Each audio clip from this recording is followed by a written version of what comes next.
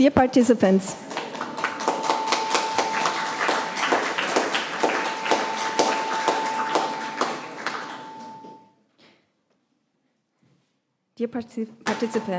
it's with immense joy and gratitude that I stand here today as we gather for the 25th Humanitarian Congress Berlin in person. After enduring several years of online events, it is a pleasure to see so many of you coming together physically. Welcome. Welcome as well to all those participating online. Before we embark on 2 days of profound exchange, learning, listening, and hopefully passionate debates, just some small housekeeping announcements. Right now, we are in the Münzenberg room. This stage is live-streamed for online audiences and has subtitles in French and Spanish. If you attend in person, you will be able to ask questions after each session here in the room, simply raising your hand, and you will get a microphone. Our online participants can use the Zoom Q&A. We have lots of breaks, and during these breaks, you have the time to get to know each other and discuss. However, we ask you to please always be on time so we can start the session in time. From 11 a.m. onward, we will have sessions running in parallel. To attend the panels in the room called Salon, stay on the first floor and just go down the corridor to the end. You can find the full program on your name badge or via QR code. The venue Wi-Fi is open and free and is called Conference. The theme for this year's Congress, out of sight, out of mind. Unveiling attention and neglect in humanitarian action and global health is spot on.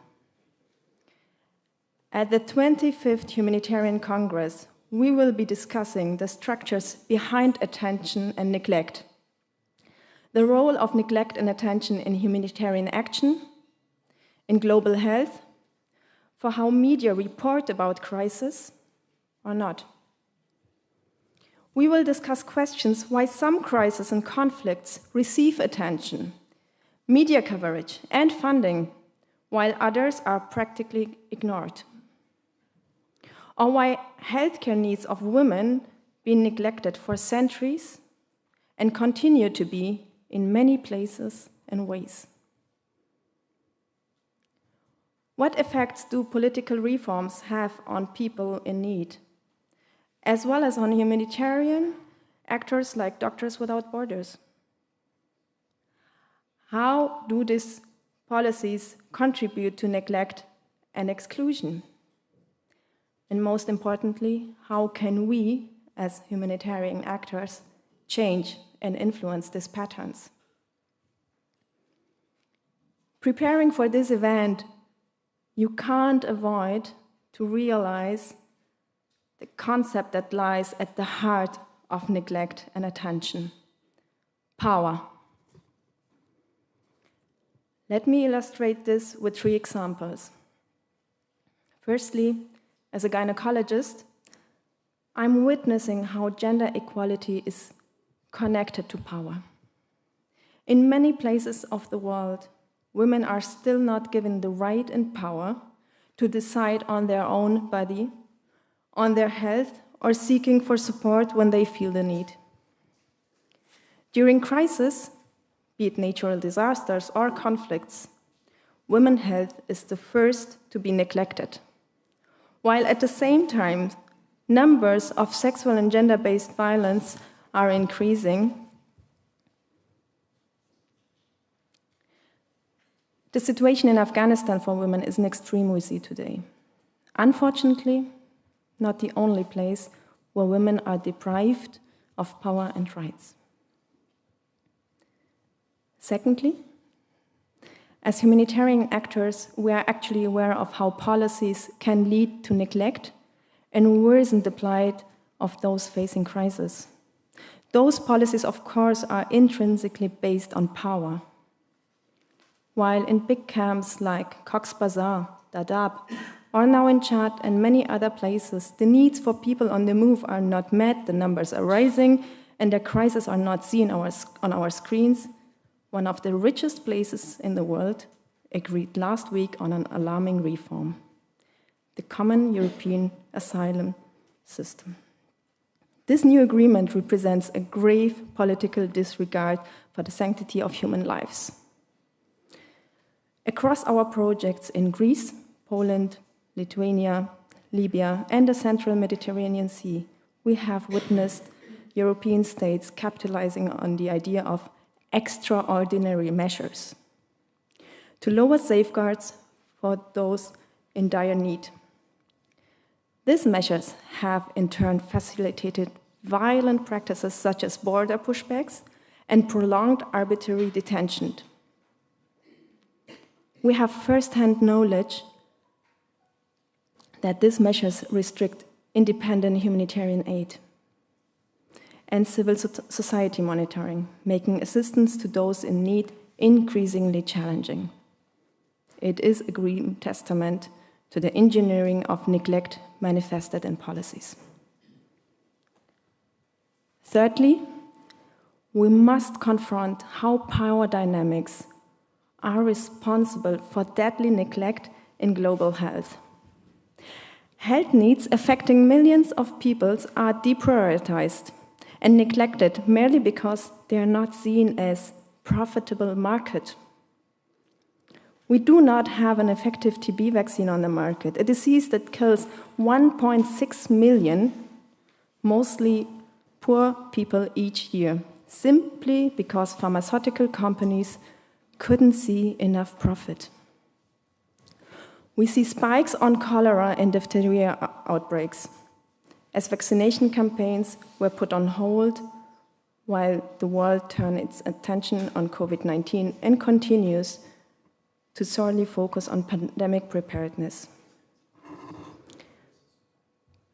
Power is the common narrative weaving through these examples of neglect. It is both the cause of neglect and the key to addressing it.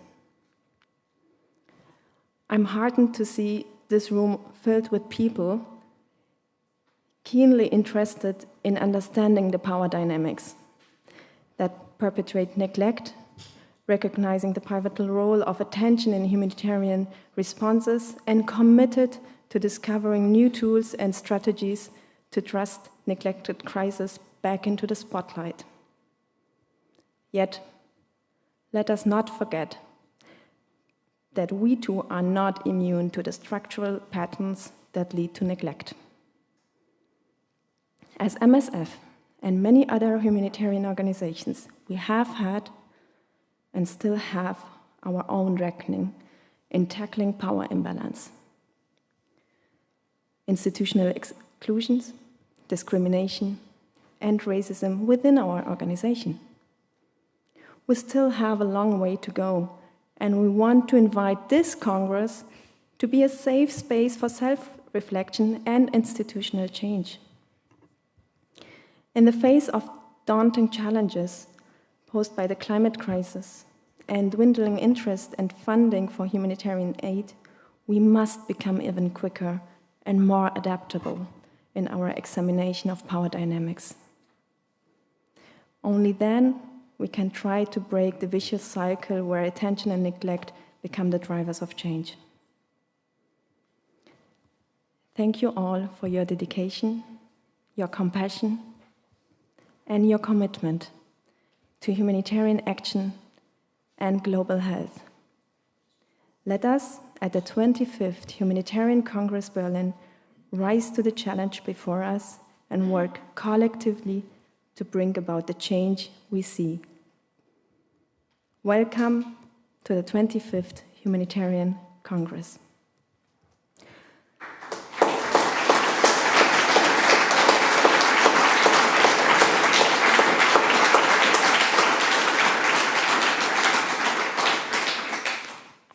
now delighted to hand over to the chair of our opening keynote session. Dr. Glenda Cooper is the Deputy Head of the Journalism Department and BA Program Director of City University of London. She is the author of Reporting Humanitarian Disasters in a Social Media Age and co-editor of Humanitarianism, Communications and Change. Dr. Cooper.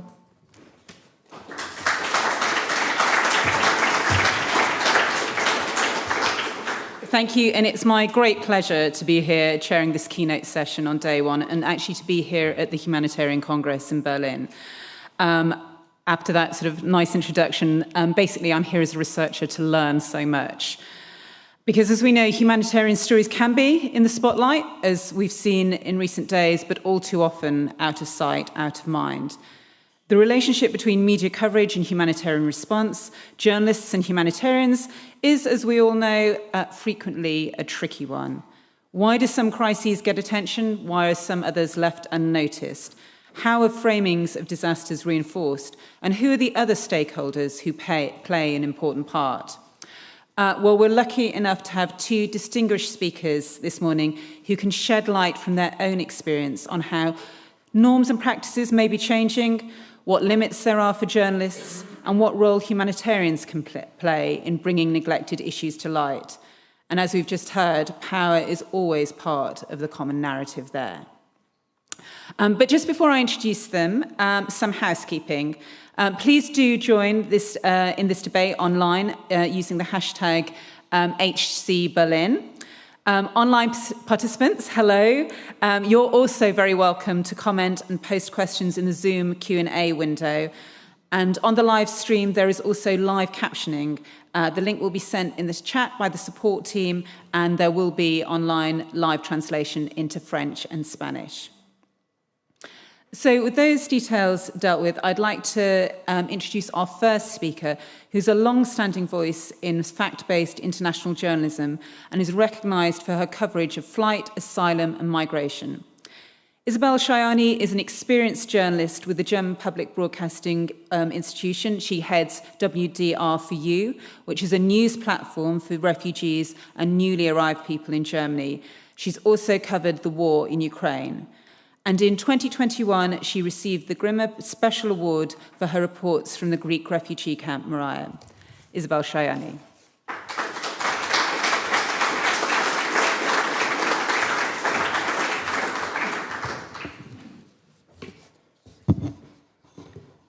Thank you for the invitation. Thank you for the introduction. Thank you, dear participants, for being here. When you fall in love, your hearts beat very loud and fast, your mind is rather quiet, and this is normally how things start. Everything is new, everything is exciting. One could call it the romantic phase. It seems to be the law of nature that after this first romantic phase, the next phase follows, and you realize he never washes dishes, each one of his socks has a hole, and the mother calls way too much. And you get you get annoyed, and now the important word is you get used to it. So this second phase has started, and one could say these phases, the romantic start first, and then the adjustment phase also occur, at least this is my observation, this is no scientific background or anything, just my experience. So these two phases also occurred in the world of interest. So let me apply my actually very simplistic love phase theory to news. First, of course, we are shocked, for example, by what we just witnessed or hear happens in Palestine and Israel. We are overwhelmed by what we hear from Afghanistan. We are silently and deeply touched when we heard what was going on in Iran, and Ukraine, of course, kept our minds and hearts busy for quite a while. So this definitely is the romantic phase of news. And then, so after staring at people rushing to the Kabul airport, after watching almost live how courageous young women in Iran would uncover their hair and risk their physical well-being, After also in Germany opening doors, and in Germany and in Europe, opening doors to the Ukrainian, so our life went back to normal. And we get used to it. For example, while watching news on television about the Taliban and how they would ban girls from schools, we probably, many of us, perhaps start to also check Instagram simultaneously. But now there is not only one love, and we do not only have one crisis in the world, and still we journalists, of course, try to get most attention for our own report, because the coverage of the crisis I'm doing right now, of course, for me as a journalist, is always, at this moment, a very important one. And people get irritated, and they say, which one should I focus first on? I already focused on 3, Israel, Ukraine, Afghanistan, and now you want me to immerse myself into Yemen, Eritrea, into climate change, and the Rohingya in Bangladesh. So the law of nature, my simplistic law of nature, romantic phase first, and then the adjustment phase, and then maybe is being followed by a phase of being fatigue. And we spread thin. So let me describe 4 thoughts from my experience why decisions from journalists for certain topics are being taken the way they are. They are not scientific. I'm not a scientist. They are probably very simple, but this is how I experienced this. So the first point is, if it was just one crisis that would catch our attention, it would be way easier. But we are confronted with a media world where it seems that everything is screaming at me, look at me, hey, you obese, value-oriented Westerner, we need your attention and your empathy and probably also your support. Scientists, as I learned when I was preparing myself for this speech, call it finite pool of worries. I don't know if you've heard of it, maybe it's very familiar to you, for me it was new. It means that humans have finite emotional resources, and also viewers and listeners and readers have a finite use for a finite emotional resource. So when we become more worried about one threat, it means a decrease of worry about the other ones. I guess you humanitarians are dealing with this all the time, I don't know. So we can watch a crisis, we can watch a conflict almost in real time, and this might be fascinating and thrilling at the beginning. But then after a certain time, it depends on the crisis and the nearness of the crisis, this fascination vanishes and we are kind of saturated. And also, these crises are not, they used to be much further away, somewhere down in some other strange continent, and now they seem to come closer. They affect our own lives.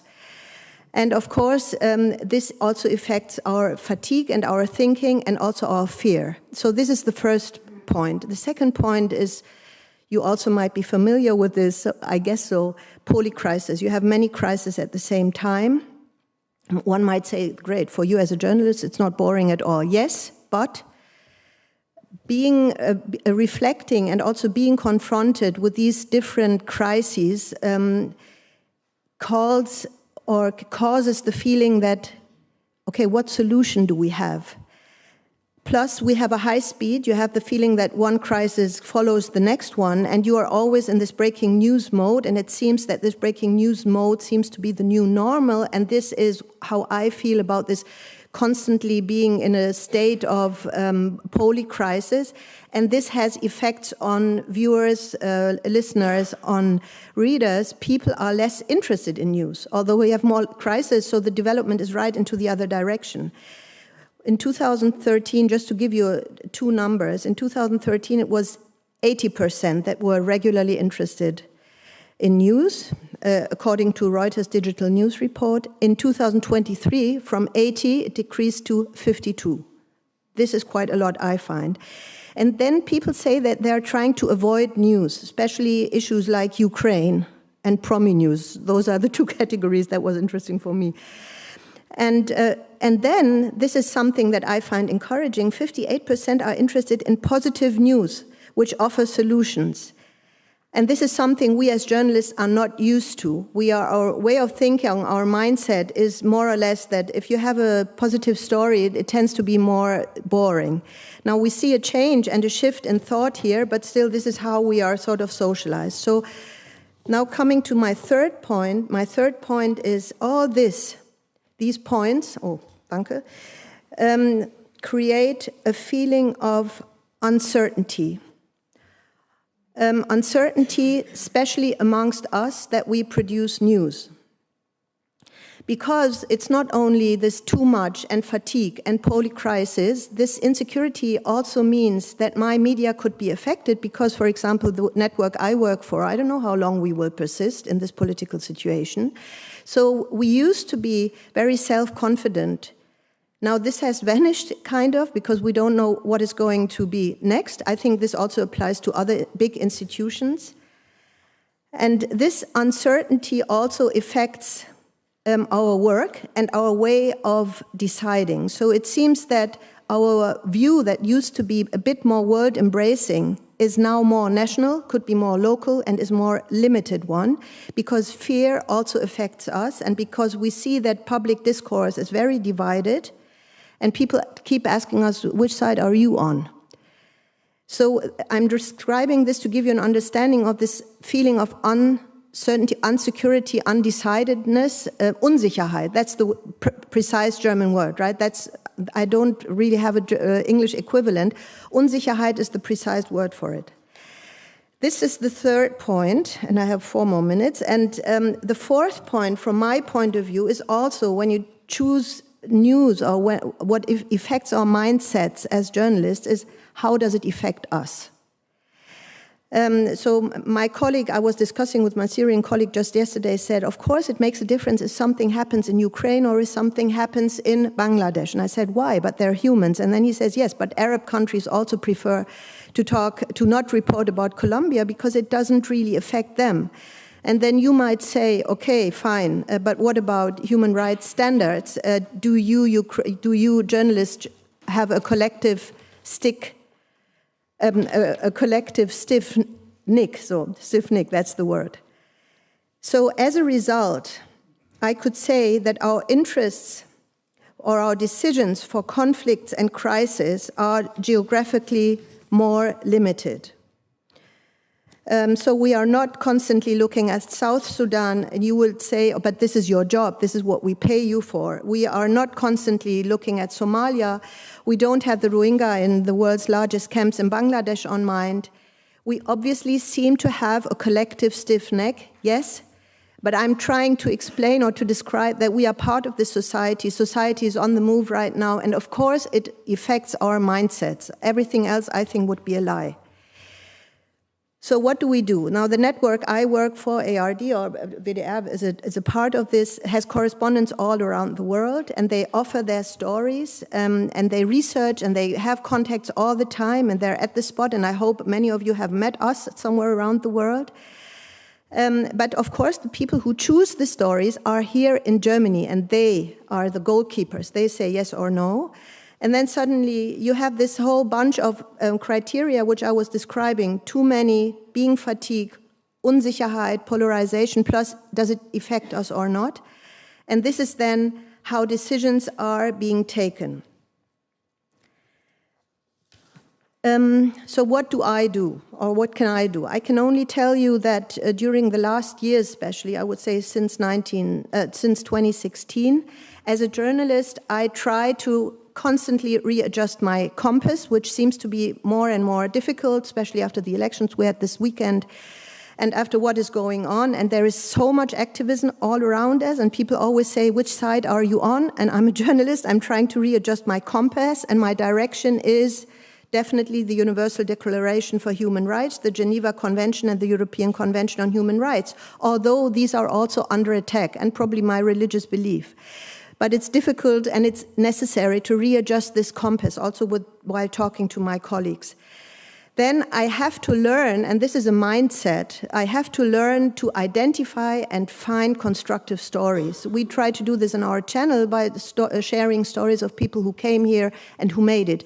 You can't constantly do this because not everybody is making it. A fair amount of people is not making it, but you should cover both. And then I should always try to keep in mind, this is something I address to myself, is that I say, I have to keep in mind that journalists are no activists, though this might be difficult for you to accept or to see. I hope that you will have during these 2 days, that you will have many insights, encouragement, and the feeling of hope.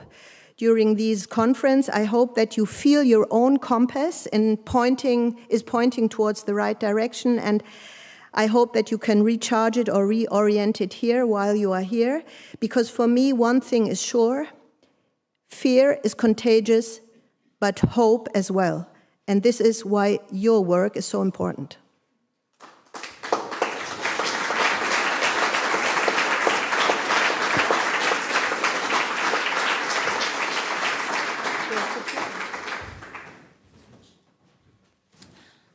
Thank you so very much, Isabel, for that expert summary on the position that journalists find themselves in, and a lot of food for thought there about sort of directions, about, as you say, which way is the compass pointing.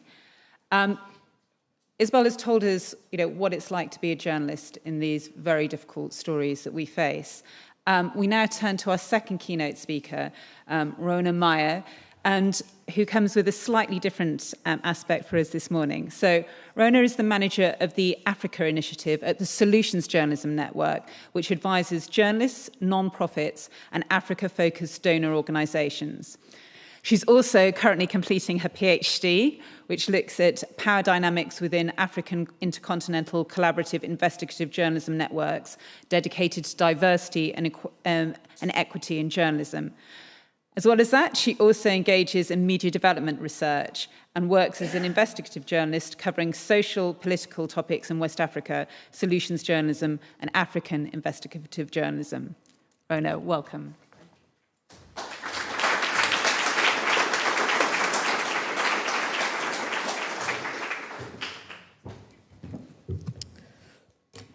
I have a presentation. Yes, thank you very much. Thank you for having me here. Thank you all. Thank you for the introduction, Dr. Cooper. Thank you, Isabel, for the privilege of the stage. Thank you very much, Dr. Pavanta. Hallo zusammen. Mein Deutsch is nicht so gut. All protocols observed. Thank you all for the privilege to speak before you, distinguished audience. Our aim today is unveiling attention and neglect in humanitarian action and global health. To understand these twin factors, these forces of attention and neglect, we must begin with the fundamental reality that all human beings are in some way afflicted by crisis or inflicting crisis. Because of this, every one of us belongs to three groups. It's either you work as a humanitarian, you've received or will receive humanitarian assistance, and thirdly, you know somebody who is in groups 1 and 2.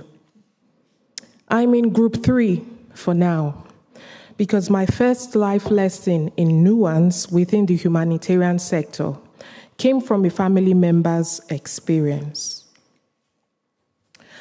My father's cousin Toka was in his early 30s, working in a petrol station, or a gas station if you're American, when he left Nigeria. On some days, we speculated that he was in Europe, living a colorful life away from our hometown in southern Nigeria. But things changed in 1997, the same year that the Berlin Chamber of Physicians started what would later become this conference. By 1998, our family received a call. Uncle Toka was coming home in a wheelchair from Libya, where he had been stuck for 6 years. He had suffered a stroke because of beatings received in detention. That was a time and place where illegal migration was punishable by bribery, torture, even death. Humanitarian agencies fought for Toka and brought him home. Now, according to him, they didn't serve him food with glass plates on his flight back. But our family got the privilege to see Toka reach middle age and bury him.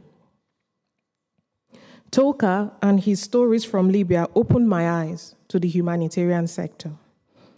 In 2002, my journalism career began. That's the same year that the first edition of this conference was held.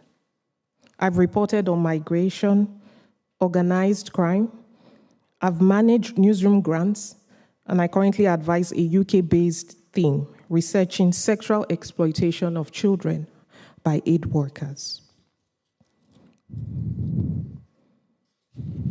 In the 2 decades I've been working, mainly as a journalist, but also in the donor sector, what I've learned is this. Humanitarian attention to crisis remains shaped by colonialism. Newsrooms' attention to crisis remains shaped by media funding dynamics. And our audience's attention to crisis is largely defined by the proliferation and modification of social media platforms. So for us to make progress against neglect, humanitarians must wean their agencies off neocolonial inequity. They must adjust to their audiences and deploy nuance in airing both success and failures. I will now cover how these factors connect with attention to crisis, and of course, I'll suggest some solutions. We are not here for doom. The first factor is the remnants, the vestiges of colonialism that remain within humanitarian work. I'm sure we can all agree that the humanitarian sector needs to be racially decolonized and gender-wise reorganized. I will not spend time pointing out the racial complexion of the majority in this room. That is obvious for all to see. Rather, I want to speak to the compassion I believe exists in this room. Away from what divides us, let me now focus on what unites us here today, which is understanding what lies at the root of neglected or underreported crisis. Colonialism still determines what crisis locations receive the most attention, what is funded, where it is funded, and how quickly it is funded. It's often based on 3 things: whether the country was a former colony of the funder, whether the country is currently resource-rich, and whether the country is physically or diasporically close enough such that a crisis spilling over will be more expensive to manage. In this case, no matter what turns to some matter more. By the way, I think that's a very good slogan. A sector factor is donor priorities. Donors often exercise their legal right to attach their funding to themes that are more popular, or themes that guarantee maximum brand visibility. However, donor funding is also shaped to some extent by colonial affinities, because donors tend to align with government policies and priorities. Finally, colonial resonances remain with us based on a hierarchy of languages. Back then, colonizers chose which local languages would thrive by translating the Bible or civic information into specific languages, while other languages were intentionally starved. We see this today, right? In how certain languages are prioritized over others in the communication of crisis and communication during crisis. This delays or even erases attention, which fuels neglect.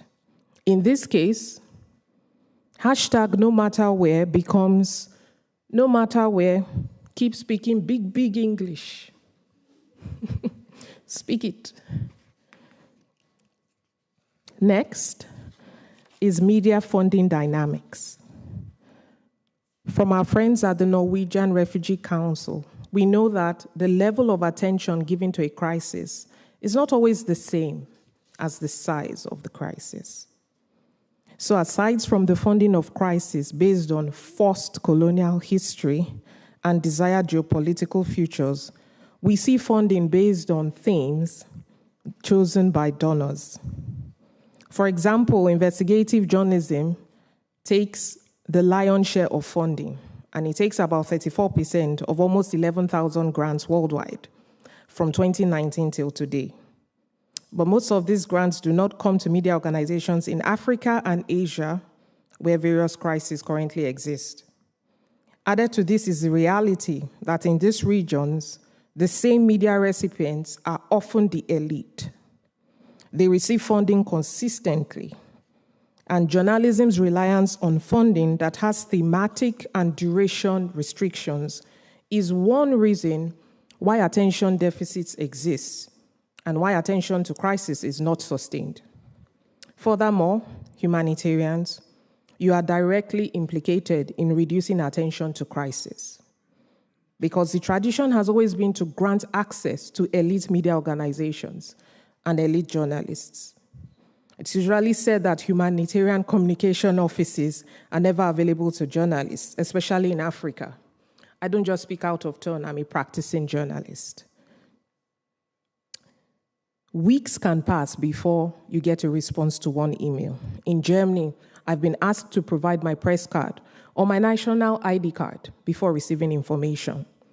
This is still better than many African countries, where as journalists we're often totally ignored until the humanitarian agency has some international day to mark. And then they call a press conference with special invitations to the elite press. This information segregation disrupts crisis reporting because humanitarian agencies shift towards propaganda mode. It means they become known for only having something to say during appeals, during crisis onset, and during world days. Information segregation is a form of neocolonialism because it divides and separates for the exploitation of media resources at will. So every time a humanitarian ignores the legitimate press, then no matter who becomes, I matter more. The final driver of attention and neglect to crisis is social media platform proliferation and modification. Social media enables the public to change the narrative, gives them the chance to campaign against neglect during crisis. In fact, even traditionally closed-door humanitarian events are no longer private thanks to social media. This viral example is from the Fourth Late Chad Basin Governors Forum, which held in July. As you can see, there aren't a lot of people sitting in the hall. This event would have gone unnoticed until a Nigerian governor stood up, as you see, and challenged a UN representative for saying conflict in the region was worsening. This clip was watched over 70,000 times.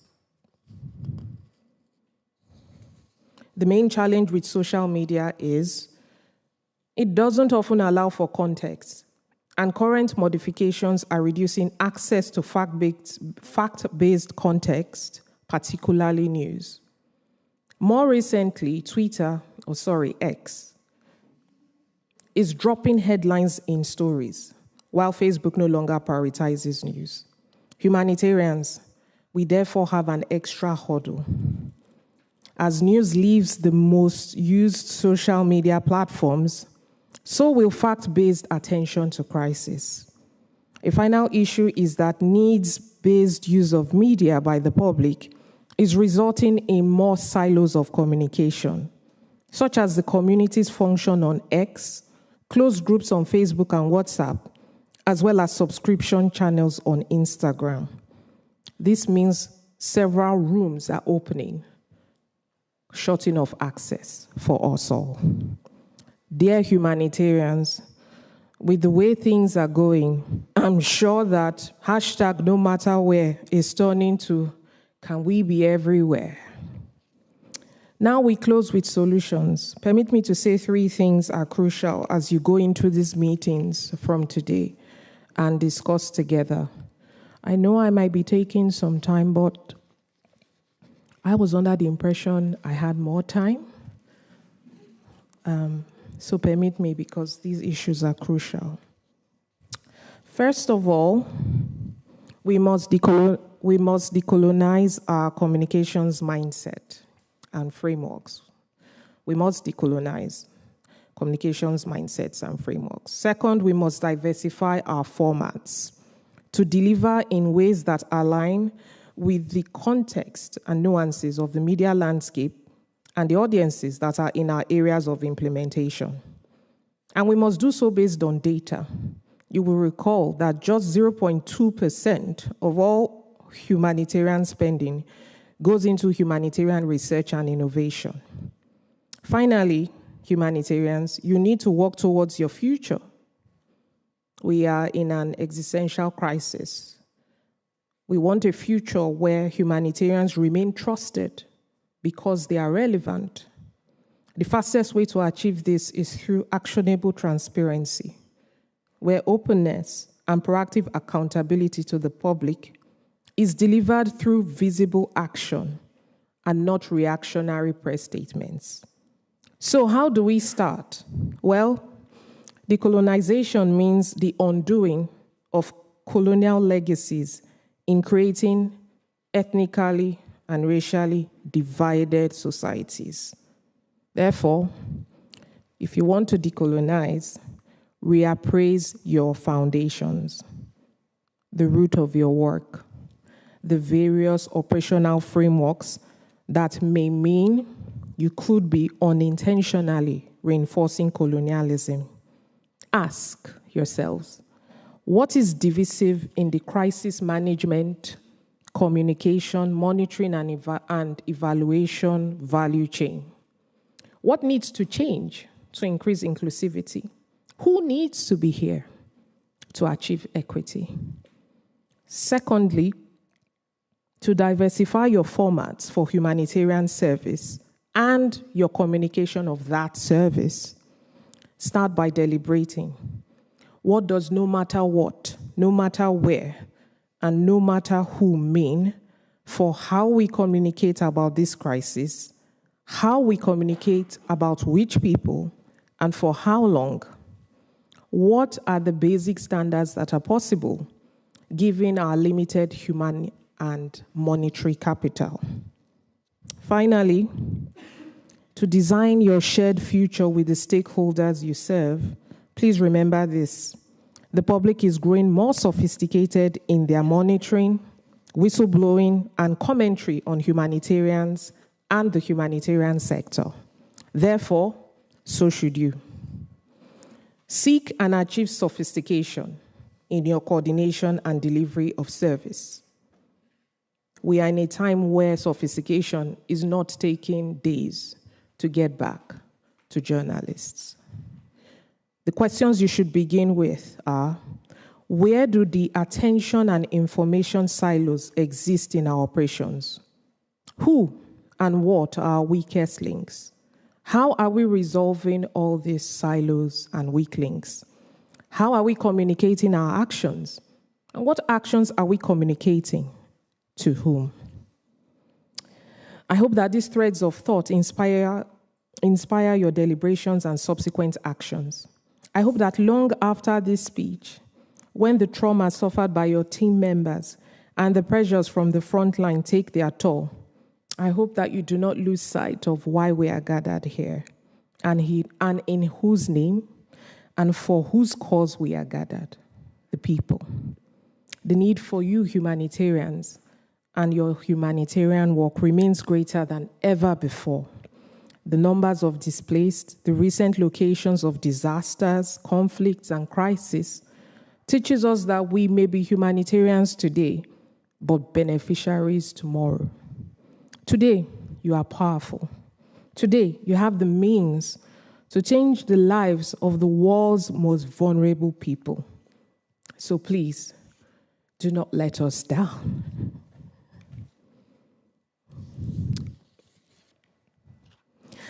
As a word and as a profession, humanitarian means nothing if it doesn't start with the human. The human in you, the humans you work with, and the humans you work for. Therefore, adding meaning to the work you do is while you're all here, turning the spotlights on yourselves, seeking the wisdom of your peers. The next 2 days may be uncomfortable. The weeks after, even more uncomfortable. But remember, from meaningful conversations comes meaningful work. Therefore, congratulations to you all for prioritizing these meaningful conversations. I'm rooting for you. Thank you.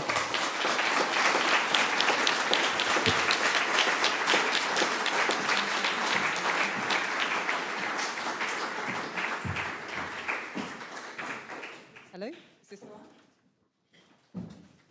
Are these working? Can you hear me okay? Yeah, great. Thank you. And I want to say thank you very much, Rona, for such an inspiring talk about where we are and where we should be. And I think both speakers have looked at the day-to-day problems, attention, crises, location, and also the longer-term problems that we face around decolonization, gender, and, as we've just heard, social media as well. And I think there's a challenge to us, as two journalists have put to us. These are the issues that they face. What are our responsibilities as humanitarians, and what are our responsibilities as media consumers as well? We're now in the questions phase. I'm going to actually chair's privilege and ask one question myself before throwing it open to the audience. And actually, Isabel, Rona, what I want to ask you both is, what surprised you most in your speech from your fellow keynote speaker? So, Isabel, maybe first you, and then Rona, you, if that's okay. Well, I'm not too familiar with this kind of discourse, and with the thoughts that you are sharing. I guess people here on the floor, they are much more familiar with it. For me, it was most amazing that this colonization thought or reality that you are seeing is so big. I think that was the point that kept me busy all the time when I was listening to your really interesting and for me most striking was this point, and that kept me busy all the time. I mean, I am a descendant of colonialism and happen to be living and unfortunately experiencing what is remaining from colonialism. I think it's more obvious to certain types of people than others. It is not something unusual, let us be honest. Every single facet of life depends and is a remnant from what has happened previously. I just think we need to be open. I was talking to Dr. Pavanta before the event, and it's okay to disagree. It's okay to listen to people who are coming from a different experience. Colonialism is powerful. And this power, part of the power is because it's not described properly. Something remains powerful when you cannot see it. It's like a shadow as a child when you are sleeping and you see a shadow. If the light comes on, then you say, oh, it's just a stuffed animal in the background. So that, for me, is the power of colonialism. It is still vague, so it was important for me to try and trace some of the threads so it's visible, and hopefully we can stop being scared of confronting the monster. Thank you. And what did you find most surprising in Isabel's speech? I mean, I found it most surprising the way Isabel, strung out how we have to make decisions and our role as journalists in neglect, in the way we process news, the way we report news. We need to understand that we will actually be contributing to the neglect we are accusing humanitarians or the government of. So for me, I wanted to ask, you ended with how we can be more responsible as journalists. And so I wanted to ask, is there any role that humanitarians play in helping us journalists extract our responsibility? And I give this example of the governor who stood up. When he stood up, part of why I tweeted about it was that I knew that there was progress and there were solutions happening. The UN spokesperson might have said the crisis was worse, but there were UN agencies that were actually stopping the crisis. And one of the reports I quoted as a response was a collaboration between the UN and journalists to report on solutions. So I wanted to ask you, where do you think humanitarians come in helping us journalists shape our internal struggle of attention and neglect? What should they do so that we look at every crisis?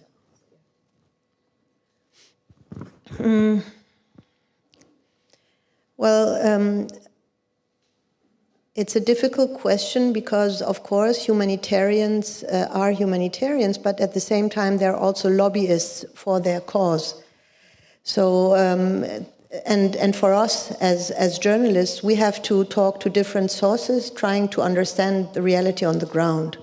Humanitarians definitely always have a very positive credit because you are humanitarian, so one has a very positive attitude, or I guess you believe what humanitarians say. Much more credible than, let's say, if you're in an autocracy and you talk to a mayor of a town or something. So I think my answer is much more the answer how we look at it. And I mean, you are familiar with this attitude. We look at humanitarians as one crucial source while trying to cover a crisis, having a whole mindset in our mind, which I was trying to portray, and they are a source which is, I think, very credible as long as we understand that they are neutral, as long as you can be neutral, and transparent. And if it comes to the countries, for example, I remember that Médecins Sans Frontières had an expertise on Libya and how migrants and refugees were being treated in Libya and about those closed camps, and that caused only a little public attention, and that was that was a pity. It also comes, of course, together with sometimes there are good times for news and sometimes there are bad times for news. So right now, actually today I was supposed to be in Lesbos. So I was treating Ärzte ohne Grenzen because I was saying I will talk at the airport and then have a live blah, blah, blah. And in the end, after what had happened at the weekend, we had to be very realistic and say you will not get into the news with your Lesbos story as long as the situation is the way it is. Now you can say, and you have a good right to criticize this, and you have you are obliged almost to give solutions. But I'm at least trying to describe reality honestly the way it is. And we have factors that kick out Lesbos the very moment such a thing as Hamas and Palestine and Israel is taking place, as we witness it. So that's my wig-wag, how do you say? No, I mean, I think that's a great summary of the challenges that journalists face, and as you say, the sort of the reality on the ground. And humanitarians, I think, often find it difficult that they are one source for journalists, and journalists are going to other sources as well. I'm here with two journalists on stage, so I'm always conscious of time, that sort of they're meeting deadlines. But I wonder if I can sort of beg your sort of patience and just see if we could just take one or two questions before we break for coffee. Yes, in the third row, and then back on the. I think you're about fifth row back, yeah? If we take those two. Oh, we've got one. Okay. Thank you. Just a question specifically for Rona. In your excellent presentation, you had a very interesting sort of, perhaps quite minor point around thematic specific journalism, and actually that being, in your perspective, maybe part of the problem, that we're talking about. Thinking about the UK media landscape, obviously, and humanitarian responses, that's really relevant because, you know, a lot of the international development coverage is done by The Guardian. That's supported by the Bill and Melinda Gates Foundation. The New Humanitarian, very influential, also specific to humanitarian action. I'm wondering if you could expand a little bit on that and whether you about this point about thematic, specific journalism being a problem rather than the solution. Thanks. Could we have a brief expansion just because of the time? I know.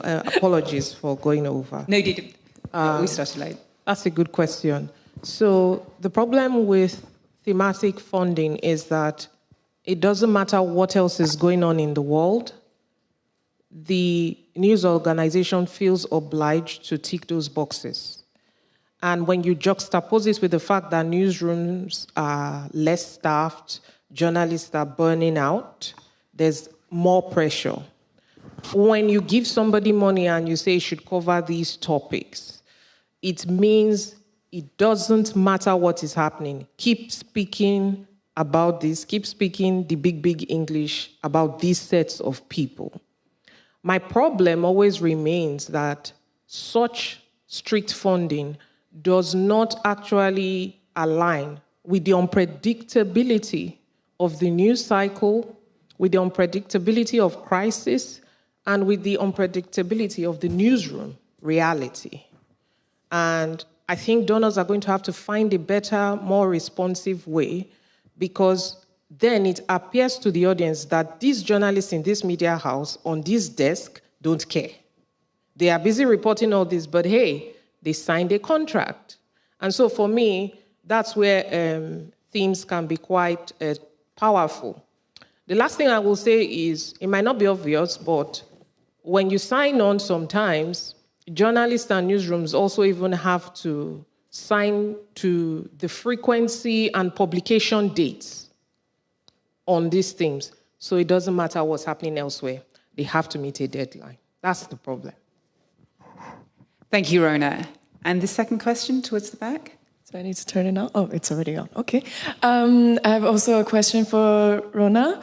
You mentioned a lot about decolonization, and I'm wondering from your viewpoint, is there any future of complete decolonization in the humanitarian work, or do you see any potential risk or even threats of neocolonization in the humanitarian operation today?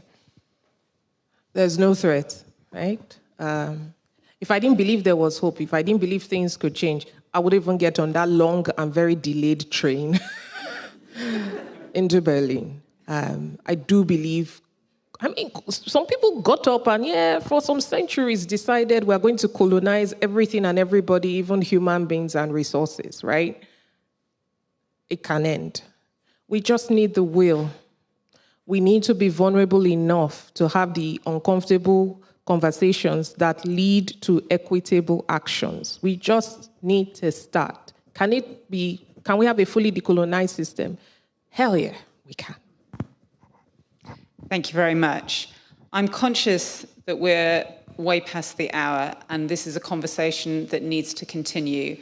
I think it's been a real privilege to listen to both Isabel and Rona today to lay out really set the tone, I think, for this conference, the out of sight, out of mind, to have so expertly thought about the issues and in such a short time told us about this.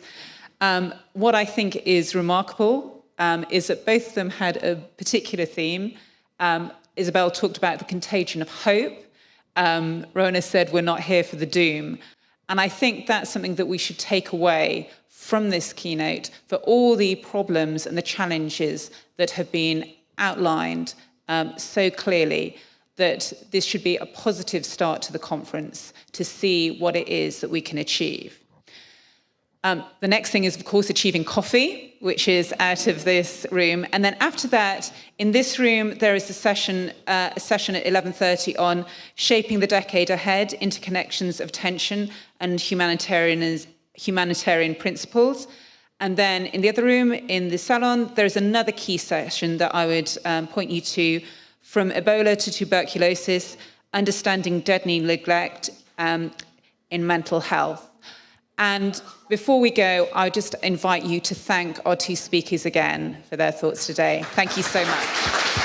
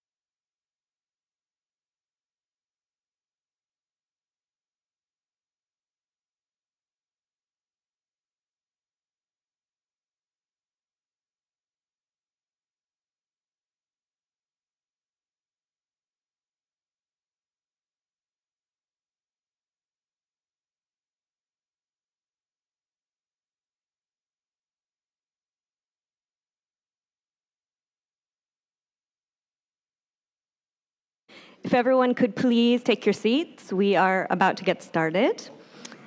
Welcome, everyone, to this session on Shaping the Decade Ahead, Interconnections of Attention and Humanitarian Principles. My name is Annie Slemrod. I am Middle East editor at the New Humanitarian, a nonprofit newsroom that reports on humanitarian crises and aid policy. Before we get started, I am supposed to encourage participants to comment on Twitter using the hashtag, X, HC Berlin. I'm going to do that right now, so then you'll see it.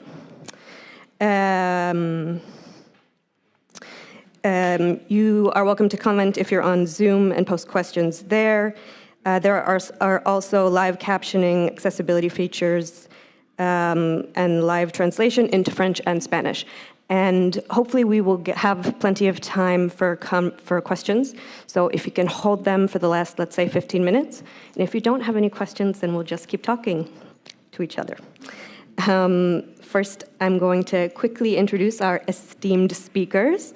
Nicholas Blom, a journalist, commentator, author, and currently director of RTL and NTV. Dr. Fiona Terry, head of the Center for Operational Research and Experience at the ICRC, and Professor Michael Eze, lecturer at California State University, who has written quite a bit on how we might look at humanitarianism through the lens of the African philosophical concept of Ubuntu. I am going to keep my words short because I think these panelists have a lot to say. But I will just say that, to start off by saying, I report on the Middle East, and on Saturday I took Twitter, or X, off my phone. I will admit that it was temporary, I just tweeted, but the pictures and videos and opinions that were being spread in the name of awareness, frankly started to seem like a place for spreading unverified information, maybe disinformation, and a lot of toxic takes on what is turning out and is unfolding as we speak to be a massive catastrophe. This panel is supposed to be about the future of the humanitarian system or humanitarianism itself in the face of limited public attention and changing opinions about what's worth the time and money of governments. But as a journalist who's actually increasingly stepping back from breaking news and looking at different ways to tell stories in ways that try to look at root causes and include the participation of people in places impacted by these crises, I'm personally starting to wonder if the search for 24/7 awareness is elusive and maybe not necessarily a net positive. I know it's controversial to sit here and say this, but if you allow me to play devil's advocate to start off with, I think that humanitarians are trying to compete for attention in their own particular patch and often failing. An international state-based system that relies on attention and funding from governments who can hardly take care of their own citizens isn't necessarily fit for purpose. And the humanitarian principles are, some might argue, increasingly problematic, or at least neutrality starts to feel like it when states bomb hospitals and ambulances in Syria, Ukraine, reportedly now in Gaza. At the very least, it can feel maybe unsatisfying when faced with outrageous actions and injustice. So with that, I think we have probably lots to talk about it. I'm going to jump in straight to our panelists. I'll be asking each of them one question to start with. They have about 3 minutes to respond, and then we'll just go from there. So Fiona, as someone who has questioned the principle of neutrality in the past, particularly when faced with genocide or grave human rights violations, but has since become a firm believer, could you maybe tell us if and why you believe the humanitarian principles are now fit for purpose, now and in the future? Yes, I will try and do so. Thank you, Annie. It seems to be a very popular subject at the moment. It's certainly true that neutrality is very much under attack. So a few words just on my journey when I was working with Médecins Sans Frontières, and I was working in some of the really horrible places like with the genocide in Rwanda, in Somalia, in Liberia. I really felt at that time that neutrality was a bit of a cop-out, that it was a weakness, that it was putting on equal footing the aggressors and their victims. And then I started to work with ICRC, and I actually realised that I had misunderstood what neutrality is and the role that it plays, despite the fact that it's actually quite clear in the phrasing of the principle by John Pictet, which is that in order to keep the confidence of all, aid organisations don't take part in controversies. And I started to see for myself that remaining above the fray, not actually taking sides, was an operational posture. There's nothing morally good about being neutral. There's nothing moral about being neutral at all. It can be a cop-out. It can also, if states remain neutral, can be a way of guarding their commercial lines open to both sides of a conflict. But in the humanitarian sector, and especially for the ICRC, it is an operational posture, and it does open doors. It, of course, doesn't always work, which is obvious around the world today. But we are able to visit prisoners of war. How can you do that if you are clearly seen to be taking one side? We are able to repatriate the mortal remains of people on both sides of a conflict. We're able to negotiate or to help, not so much negotiate, but be there as a neutral intermediary to facilitate the release of hostages, to facilitate the release of detainees. And this is really important. Red Cross messages across front lines, and of course humanitarian action across front lines. So it's always tempting because there is so much egregious action in the world today. There are, as Annie said, the bombing of hospitals. These things, we don't ignore them because we're neutral. We just raise these issues in bilateral confidential dialogue with the people who are concerned and who have perpetrated these. And so, I try to figure out myself, well, what's the opposite of being neutral? Can you honestly imagine for a global institution that we would pick and choose sides wherever we were working? And I think it's really important in this day and age with the decline of multilateralism. We are heading back to a time which was reminiscent of the Cold War period, although much worse with social media and technology and everything else. But just in the position of states, think about the humanitarians, what they were doing in the Cold War period. They were pretty much relegated to the refugee camps on the outskirts of conflict. We were rarely going into conflicts.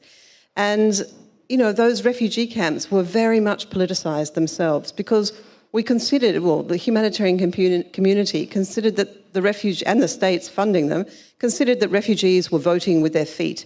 And so we already saw a massive polarisation. If you think of Honduras in particular, there were sort of right-wing refugees on one side of the country freeing the left-wing regime in Nicaragua, and on the other side of the country were left-wing refugees who were fleeing the right-wing dictatorship in El Salvador. And it was very interesting to see how the aid organisations themselves very much followed this ideological makeup. And I think we have a tendency to sympathise very much with the cause when we start to take sides. And then we can see that standards are not upheld. If you really look into the situation in the 80s, the sorts of dérives, the sorts of weird things that humanitarians were doing and excusing in the name of the greater political picture.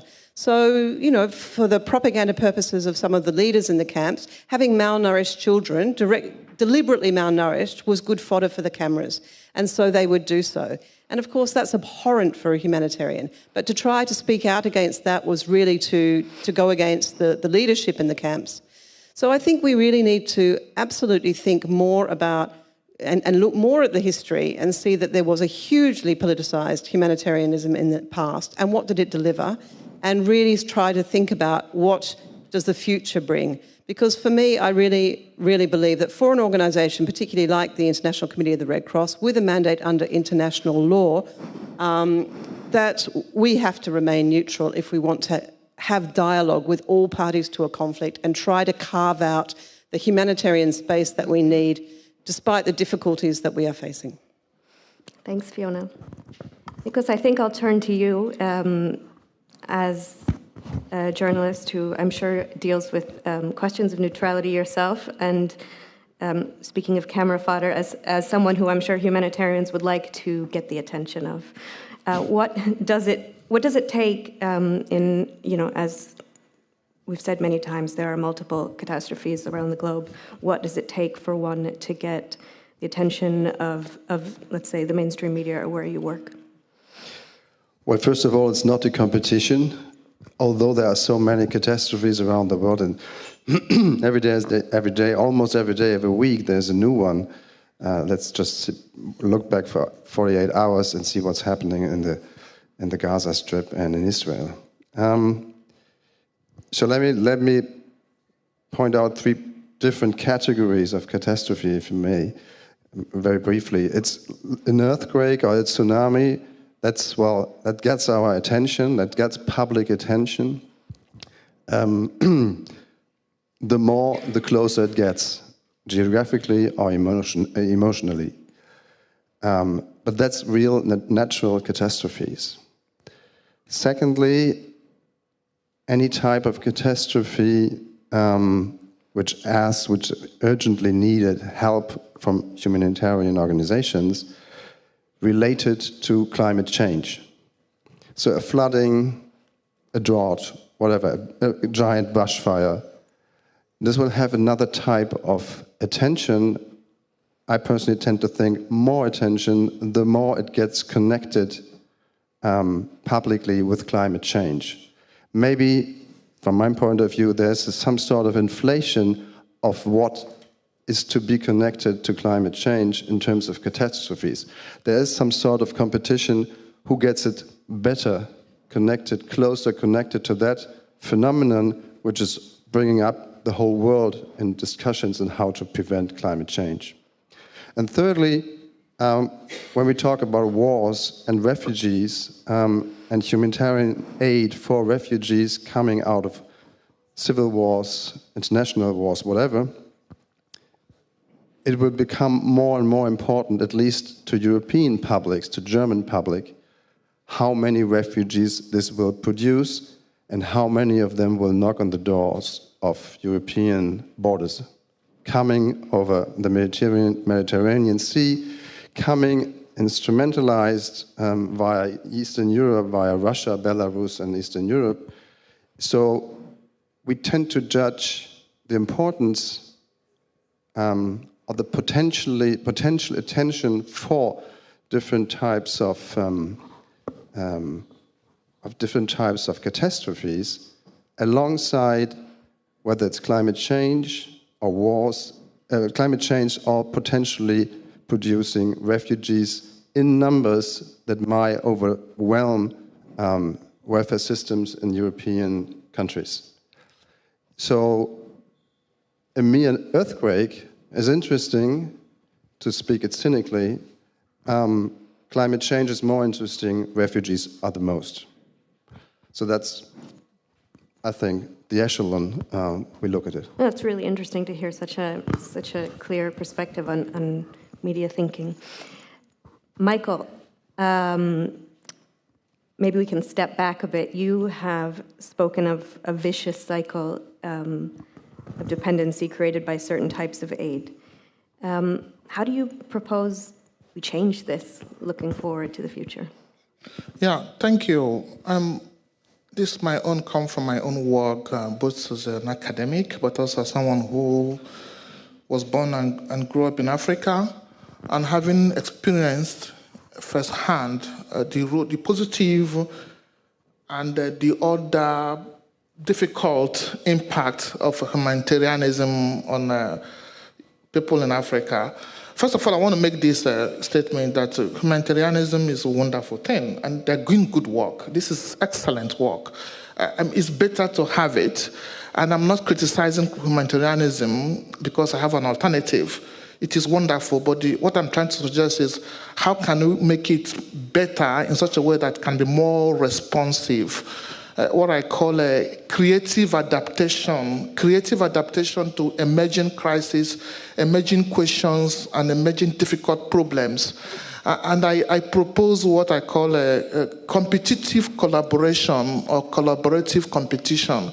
I don't want to be too academic about it, but the question I have is, sometimes humanitarianism, in an attempt to do good, and this from experiences, sometimes made it more difficult. Accessibility to justice becomes difficult. First is the normalization of conflict. Conflict become regularized. But also the aspect of, because I'm interested in education, I give one or two story example. My former professor in Zimbabwe, he left his job as a teacher to work for a humanitarian agency in Uganda because they pay more, of course, to humanitarian people than they pay teachers who teach philosophy or elementary school. If you go to many of these Eastern countries, many people leave, they go to university, not to study philosophy, of course, no, or history or mathematics. They study social work, something that will give them job to work with humanitarian aid workers. So you say that the whole strategy, it become an industry upon industry. So if you want someone to teach mathematics, no, it's easy to go and learn social work. My own uncle told me, what are you studying history for? Go do this. This is where the money is. Because they will give you money, you make a lot of money and stuff like that. So that is another problem. See, an institution, cultural, becomes problem. So if you look to the future, oh my God, you see dependency becomes a normality. It becomes regularized, normalized as an institutional truth, cultural truth, political truth, and intentionalized, and myth becomes a reality. And that is one danger. That's one. And I struggle with that. That's number one. And then the other aspect is that sometimes they have big, beautiful questions. This one is one somebody tweets. This is also my research that, in Gulu or in Sokoto or wherever, they have no toilets. And everybody wants to bring toilets. So the question is, why can't we talk to each other? Why can't we negotiate? That's what I call competitive collaboration or collaborative competition. So you see that in one instance, everybody were sending money for toilet. But maybe they need school, they need something else. So, and here's the challenge. Humanitarianism is good, but we need to step back and ask, what is the question we should be asking at a particular political crisis? And what is the solution? So sometimes we have an excellent question, but we bring terrible solution. Sometimes we bring wonderful solution, but we ask the wrong questions. Sometimes wrong question, wrong solution. And therefore, I propose then, how do we find out a space for good questions and good solutions in a space of collaborative competition? In other words, not to regularize poverty, regularize crisis, professionalize humanitarianism. We need to step back. So you see, because first of all, we have all these 4x4s, Land Cruisers, all of. If you want to be human, be more human, then you work with them, you get opportunity, you get paid more than professors, of course. You get paid more than this. And then it's okay now to be, really show off, I work for a humanitarian agency. That is a problem. That is a problem. Okay. I've actually seen that as a journalist. I work with a lot of freelancers across the Middle East, and I can't tell you how many people have stopped doing journalism to work for NGOs because, it just pays more money and it's a stable job. And I absolutely can't blame them.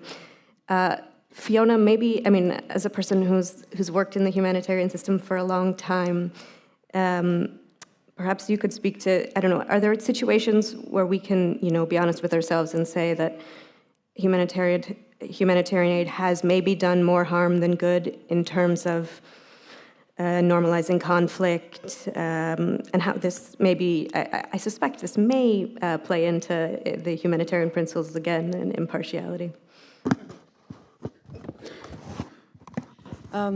Yes, I wrote a book which was published 21 years ago, which was all about the unintended negative consequences of humanitarian action, because I was heading up MSF in the Rwandan refugee camps when we decided that, in fact, the camps were being used as a recruitment ground. All the refugees in the camps were being controlled by the genocidaire, and it was the aid coming in, and only the aid, that was keeping them in this situation.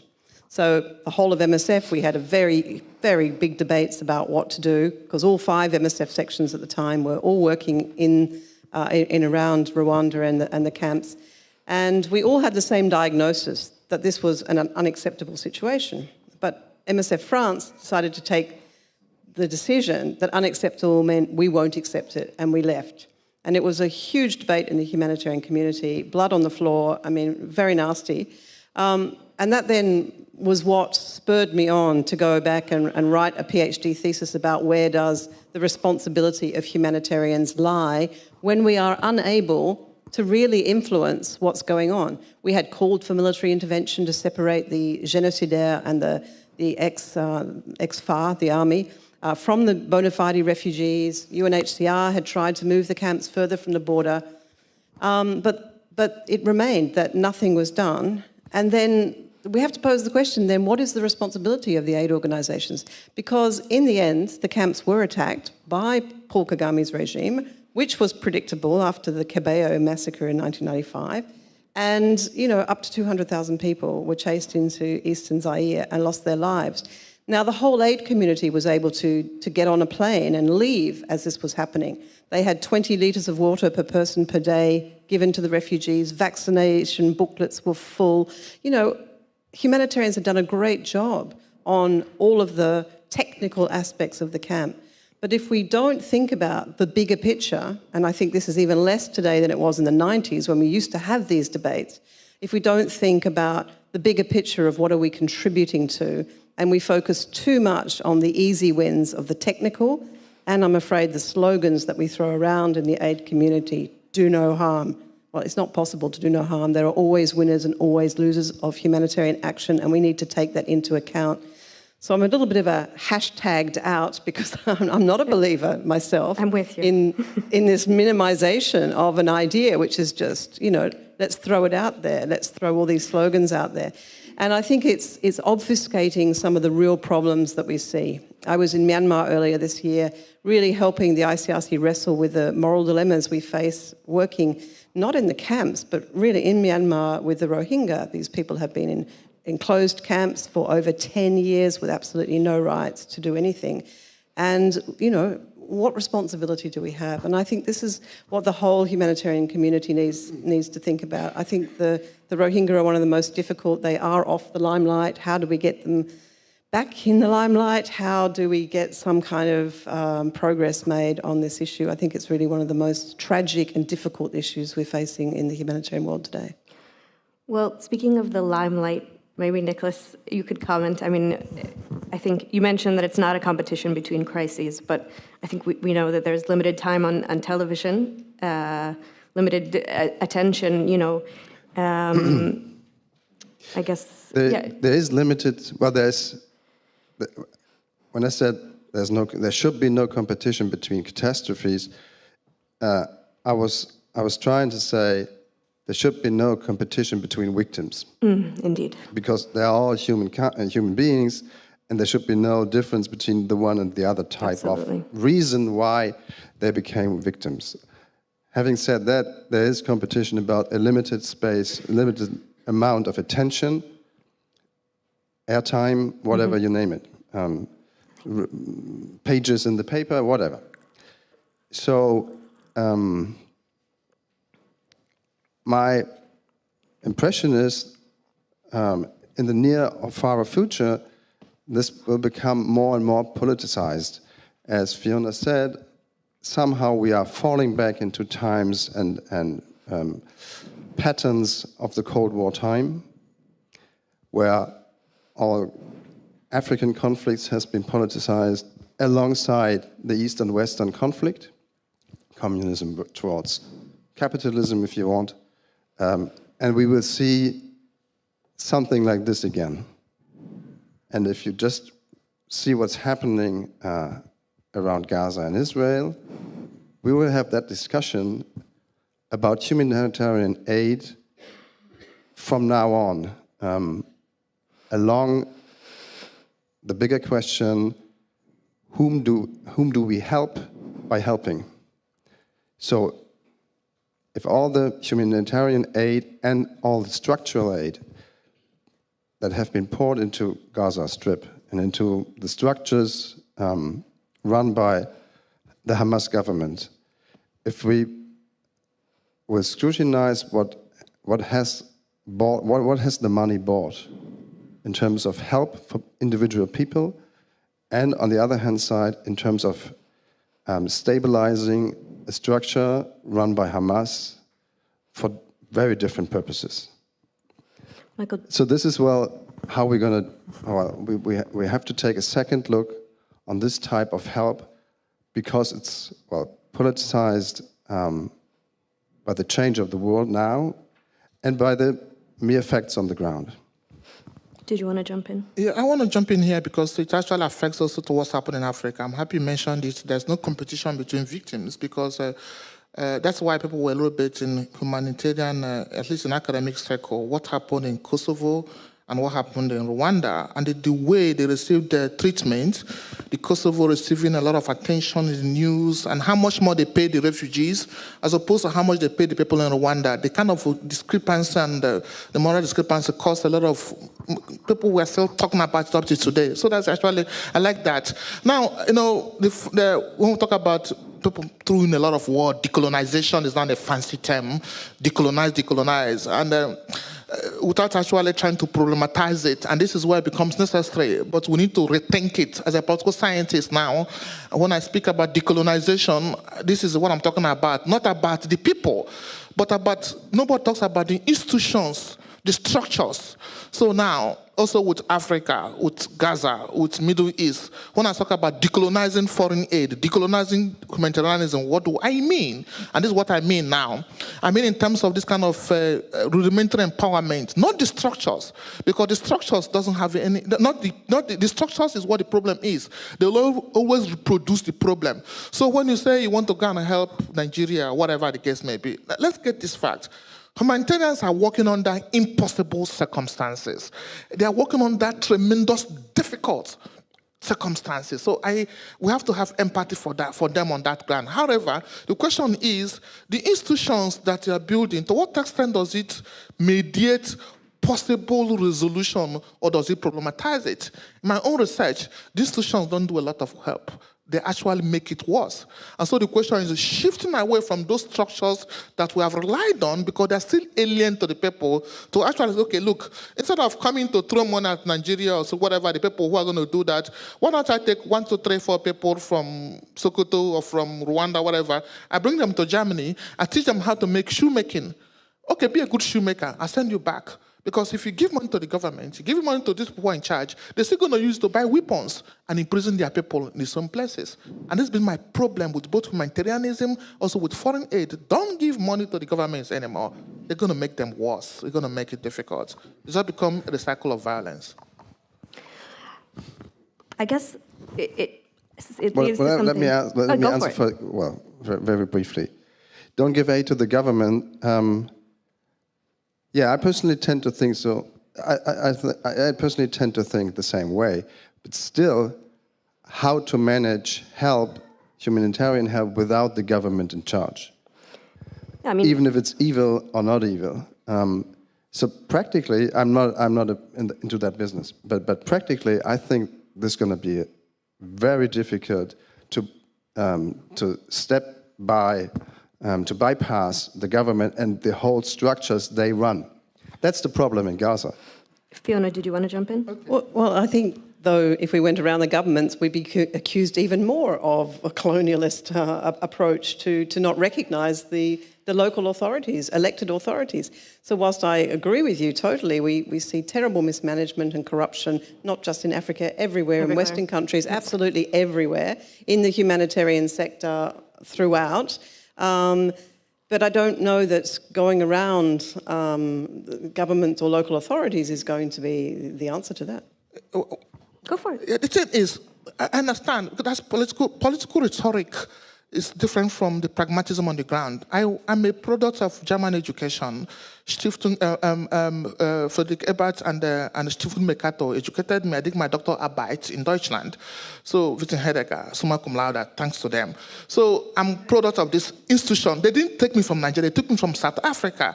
I got educated, gave me the opportunities to do this. I'm one example. There are many other examples. If they gave the money to the government, when I was at Cambridge, the only people I was having in my classes were people from ministers' children, people from the governors, people who are all the educated, the people who have access. They get you education and they continue domination. That's political rhetoric.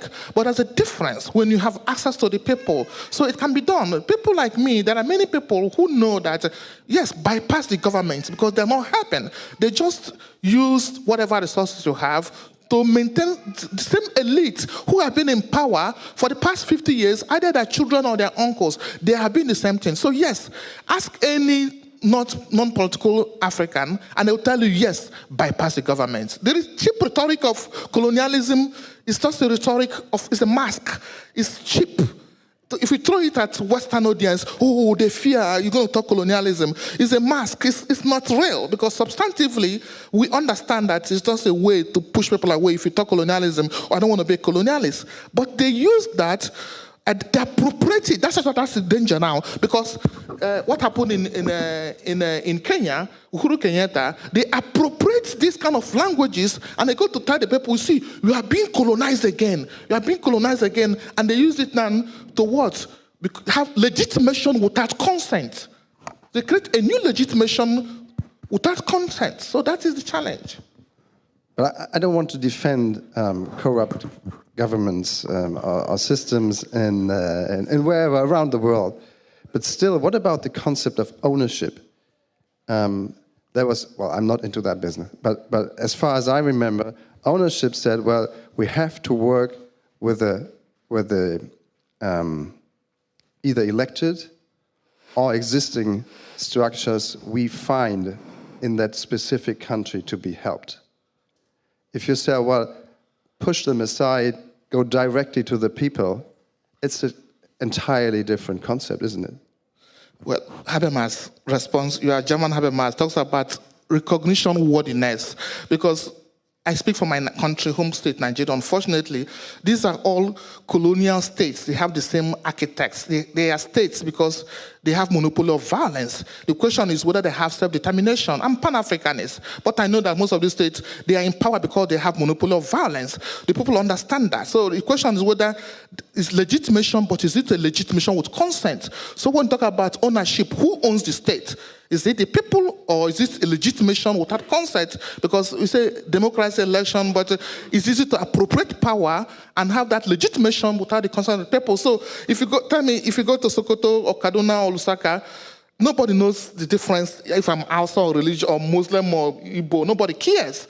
But the elite problematize it in order to maintain that kind of legitimation. If you go to Kano, the normal Muslims and Christians, they eat together, they play together. Nobody cares. But the politicians need that differentiation to maintain certain form of legitimation. So the question is whether whose ownership, who owns the state? When you say ownership, in that sense, then you are putting a lot of power into that kind of fraud called legitimacy. They don't have recognition worthiness, if I may quote the German Habermas. They don't. So that's my challenge, yeah. It's quite a challenge that you've given us. You know, reporting recently on the earthquakes in Morocco and Libya, of course, this issue has come up when Morocco didn't immediately want international aid. Libya had a slightly different situation, and there was you know, a lot of people in the international community saying, you know, we want to go in, and I think, I mean, personally, I think there's a legitimate argument to be made that if a country can handle it itself, that maybe a system that just wants to get in a little bit too much should step back. But it is, of course, difficult to bypass governments and often impossible and illegal. But even if we're not talking about directly funding governments, I think, you know, the question that always comes up is whether the fact that, you know, can aid really be based on need alone? Is that actually outdated, given that we know that donor money is coming from countries who are funding certain responses because of their own priorities? And they're not just funding responses as a whole. You guys all know how it works. They're funding specific programs. They're somewhat involved in how they're designed. I don't know, Fiona, what do you think about this? Yeah, I think it's a great question, Annie. And I think, though it's not a new question, I think that the idea of impartiality has never really been fulfilled on a global scale. Yeah. It's aspirational. I think it serves a purpose, though, that when you're in country to try to focus on who are the most marginalised and the most disempowered in this place and how can we access them. I think Somalia is one of the interesting countries where the notions of impartiality and clashes with the whole system of solidarity that is there on a clan basis. And what we have seen from consecutive famines in the early 1990s and then in early 2000s has been that, aid capture is a very real thing. And there are clans with a lot more power, and a lot of that power comes from their very powerful diaspora who is there and can send money in. And there has been a completely disproportionate amount of victims among the marginalised clans, among the Bantu and among the Rahanweyn that do not have this great big clan structure of solidarity. So, and clientelism is alive and well in Somalia because your first allegiance is to your clan. So it is very, very difficult to project this notion of impartiality and to say that, no, we actually have to help the Bantu and the minority clans because they are more vulnerable. It's really hard to get outside of that trap. And even for, I think, staff across Somalia, their allegiance is very much split between the organisation and its values and its principles and the pressures they face from their own clan. And their power really derives from what are they able to deliver in their clans. So all of these notions, even diversity and inclusion, really hard in Somalia, because if you want to diversify the staff in your office, but they're not from the major clan in the area, how is that going to go down? What are you going to be able to do in that area? So these are really complicated. 30 years we've been trying in Somalia and really, failing. I think that Somalia is a really good case where the humanitarian system needs to really rethink how it's working. Did you want to jump in, Michael? Yeah, thank you for mentioning that. I think that's a very important point because this again plays to the idea of context. And I think I agree with you in the idea of that kind of neutrality and the idea of impartial ethics that comes with it. Because also the thing is that I'm not trying to be too academic here, but this misunderstanding between ethnicity and tribe, people first to recognize the power that the tribe has on the consciousness, on the political unconscious of the local people, which is more than any other outside signifier.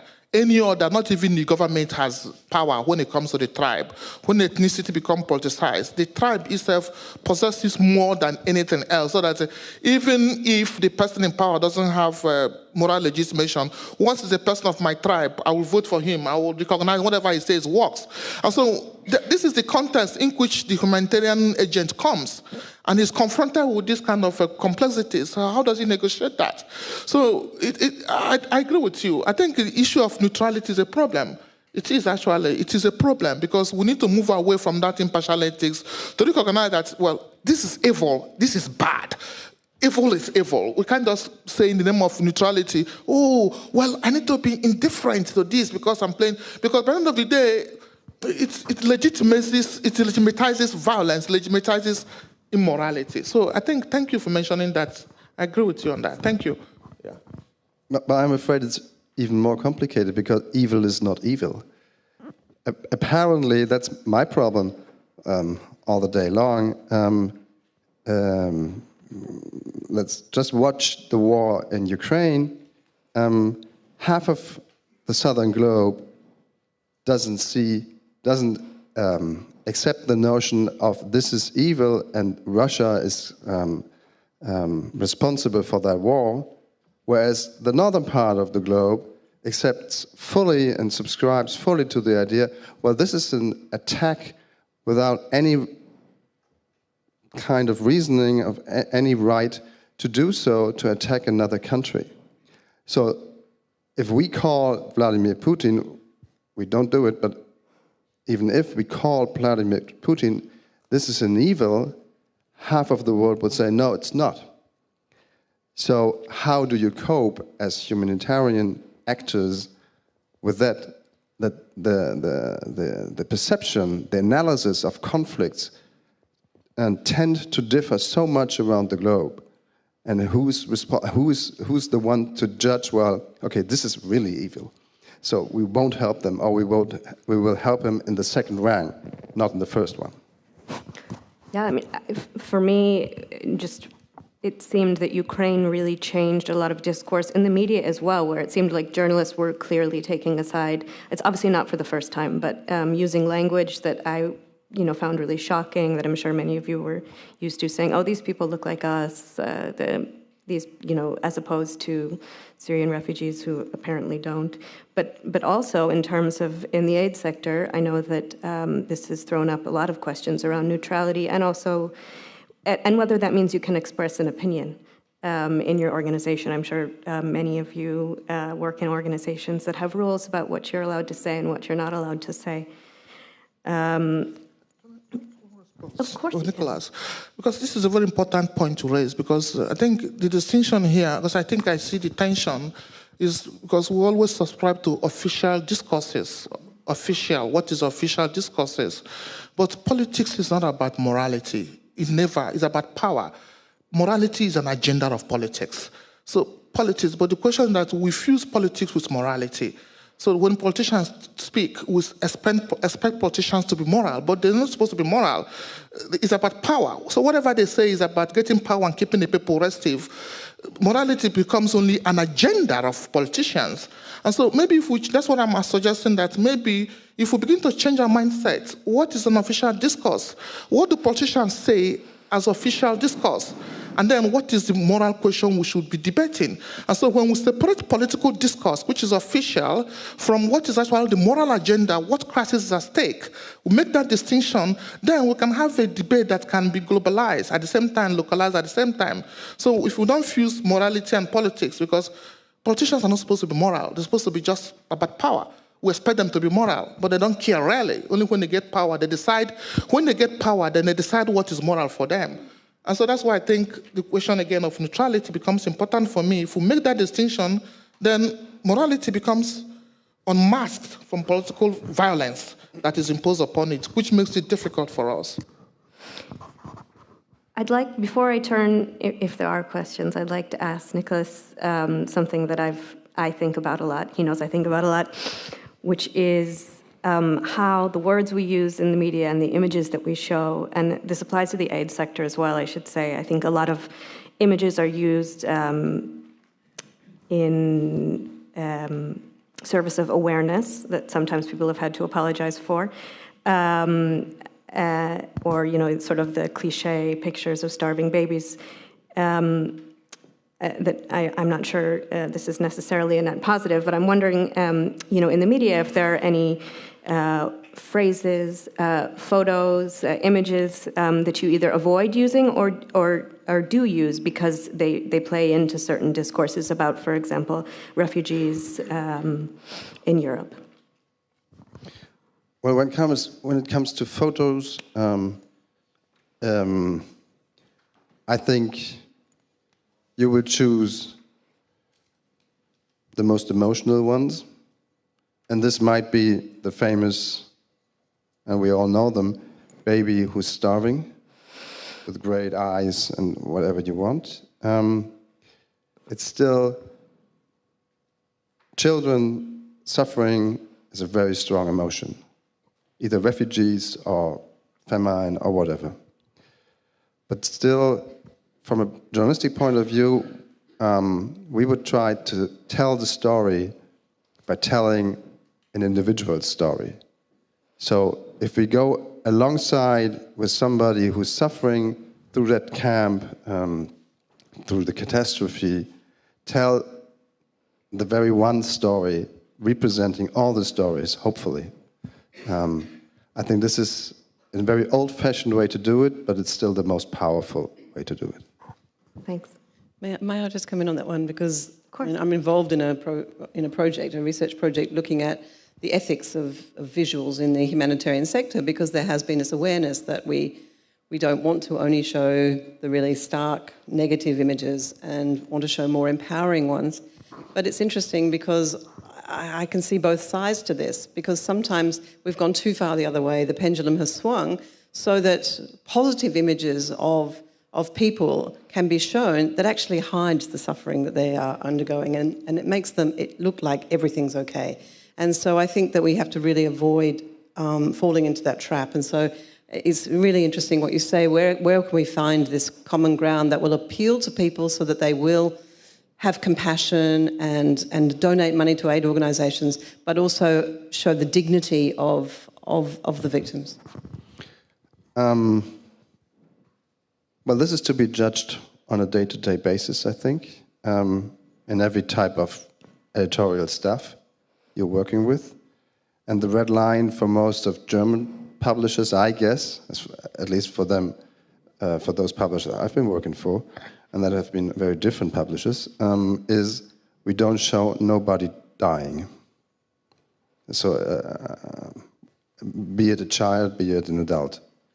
I think we tend, if my observation is right, German media would rather blur more pictures than it did before, in the past.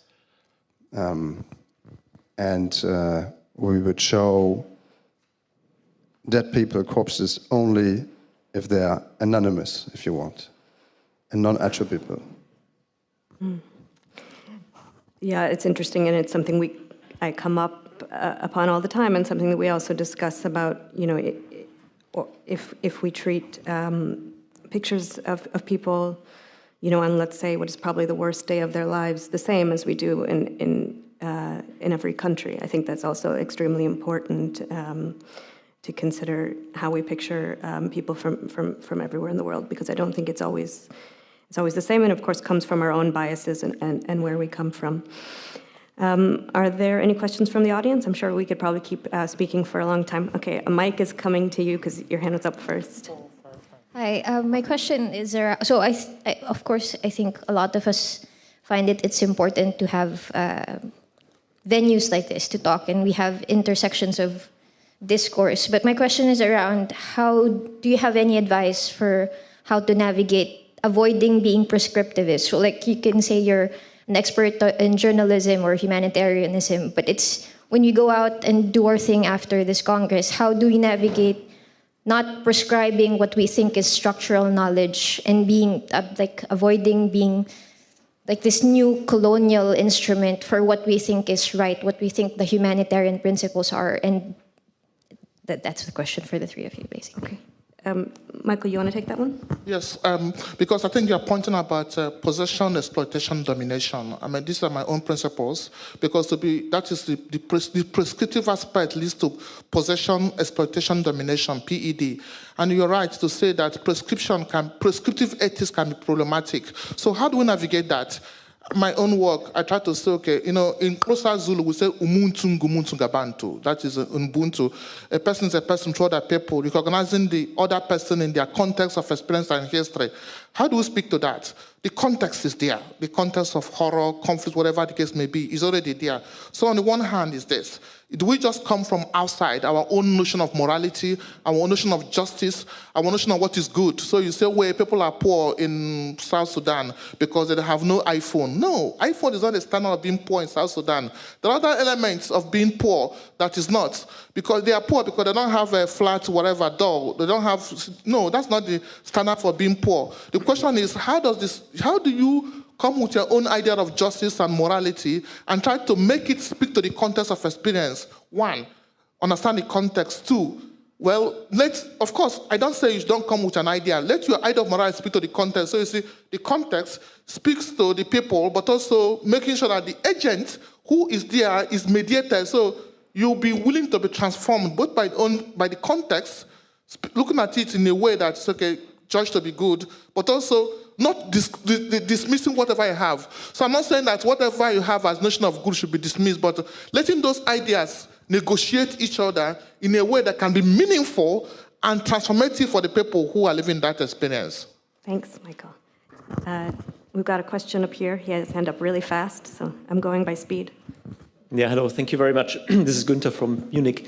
I would like to ask both the media but also the humanitarian area in how far we are actually talking about a complete market failure.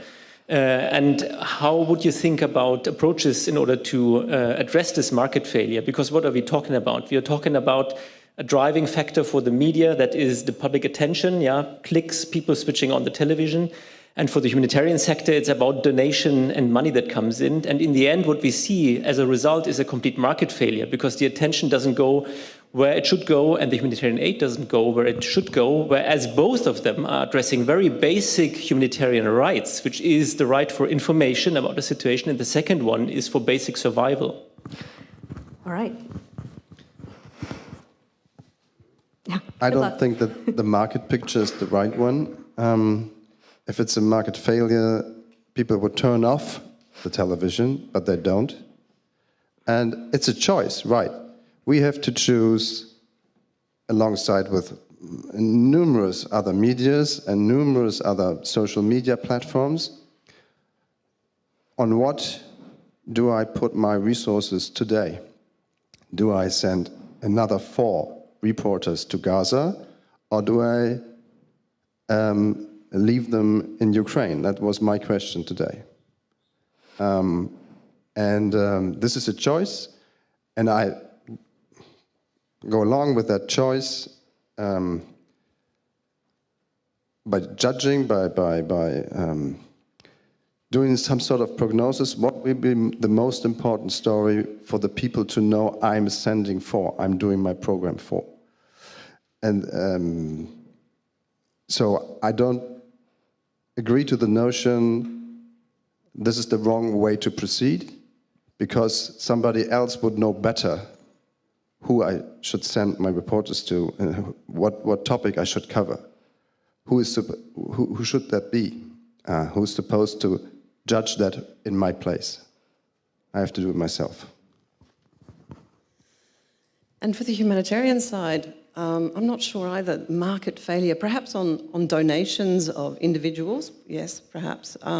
But you know, the ICRC is funded mostly by states, and it's very interesting to see that states are diminishing for all across the sector the money that they are allocating to humanitarian action, because they are very much more concerned with things at home, the post-COVID pandemic. Armaments are being sent massively to Ukraine.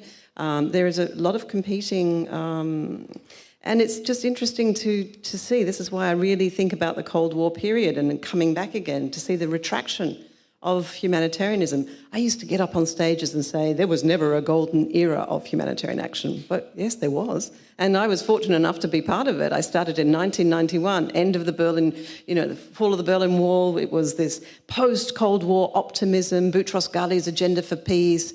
We were not going to worry about state sovereignty anymore. There was responsibility to protect. All of these fantastic notions of the humanitarian sector. You know, we were the heroes, even if we reluctantly, but we were out there doing really important stuff. And today, access is being reduced, you know, funding is being reduced. So I'm not very optimistic about the future of humanitarian action, but I think we can't, you know, put our arms down. We have to really fight for this being absolutely crucial, and not just, as you said, to stop the refugees coming to Europe. No, on the basis of our common humanity. And to an earlier point, I mean, every state in the world has signed the Geneva Conventions. So there is a common basis of what we believe is, you know, is what we should uphold as a basis in humanity. And I think a lot of our, the ways we have to translate this, and a lot of our work, we find similar notions about respect for humanity, the laws of wars in every country in the world. And we need to keep talking about these, because we need to absolutely uphold this notion that we are all human beings and that we share this common humanity, and it's worth preserving. Okay, I think we have time for one question if it's super quick.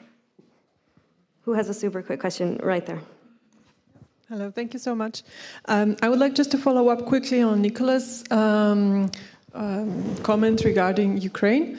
I've seen that, and going back to the question of humanitarian principles, I think that there have been several articles.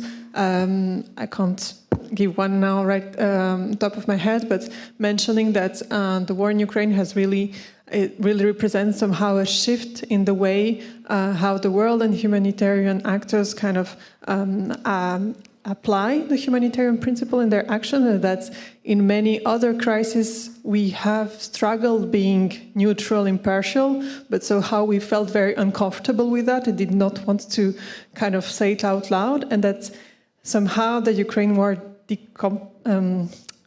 like kind of put it out there, and somehow that many more actors, especially from the Western world, kind of don't feel that there is a need to be or to pretend being neutral and impartial, and somehow started putting like the discourses that we've heard and the way that the response and aid is provided somehow just put the humanitarian principle aside and somehow said, well, that's okay, we don't need to be neutral anymore. So do you think there is really a shift, and how does it challenge or maybe, creates a... You've got 1 minute to answer that question. No pressure. I couldn't judge whether there's a major shift for all the humanitarian system ignited by the conflict in Ukraine. But on the other hand side, what I clearly see, different from other political views on it, what I see is this is a very clear-cut conflict. There's one aggressor and one side is defending itself by any means. And this is why I tend to think we should help them. We should help the Ukrainian people to defend themselves. So this is a very clear-cut thing. I couldn't judge whether this goes for all African conflicts, Asian conflicts too, but this one, so close to us geographically, is a clear-cut one. And yes, it's very difficult to be neutral in that conflict. I couldn't. Thanks. I'm sorry that we have to wrap up. Thank you so much to all the panelists. We have to close. The next session is at 1:30 on neglected, forgotten, historic. What good do crises categorizations do? And Fiona, if you want to talk, you have 1 minute. I just want to say that, look at Afghanistan. The ICRC managed throughout the years when the Taliban were in opposition to work on both sides of the conflict. We didn't take sides. We didn't, like a lot of aid organizations, threw their lot in with NATO, and they were not able to go to Taliban-controlled areas. But in Afghanistan, we did. And look, today, the Taliban is the government in power. We're able to work there. So really, we just don't focus only on Ukraine. There are other countries around the world that we need to think about, and consistency in our approach is important. Great, thank you so much, and thank you for giving your attention to this panel.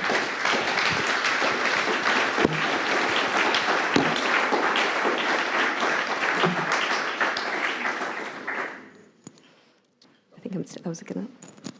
Thank you.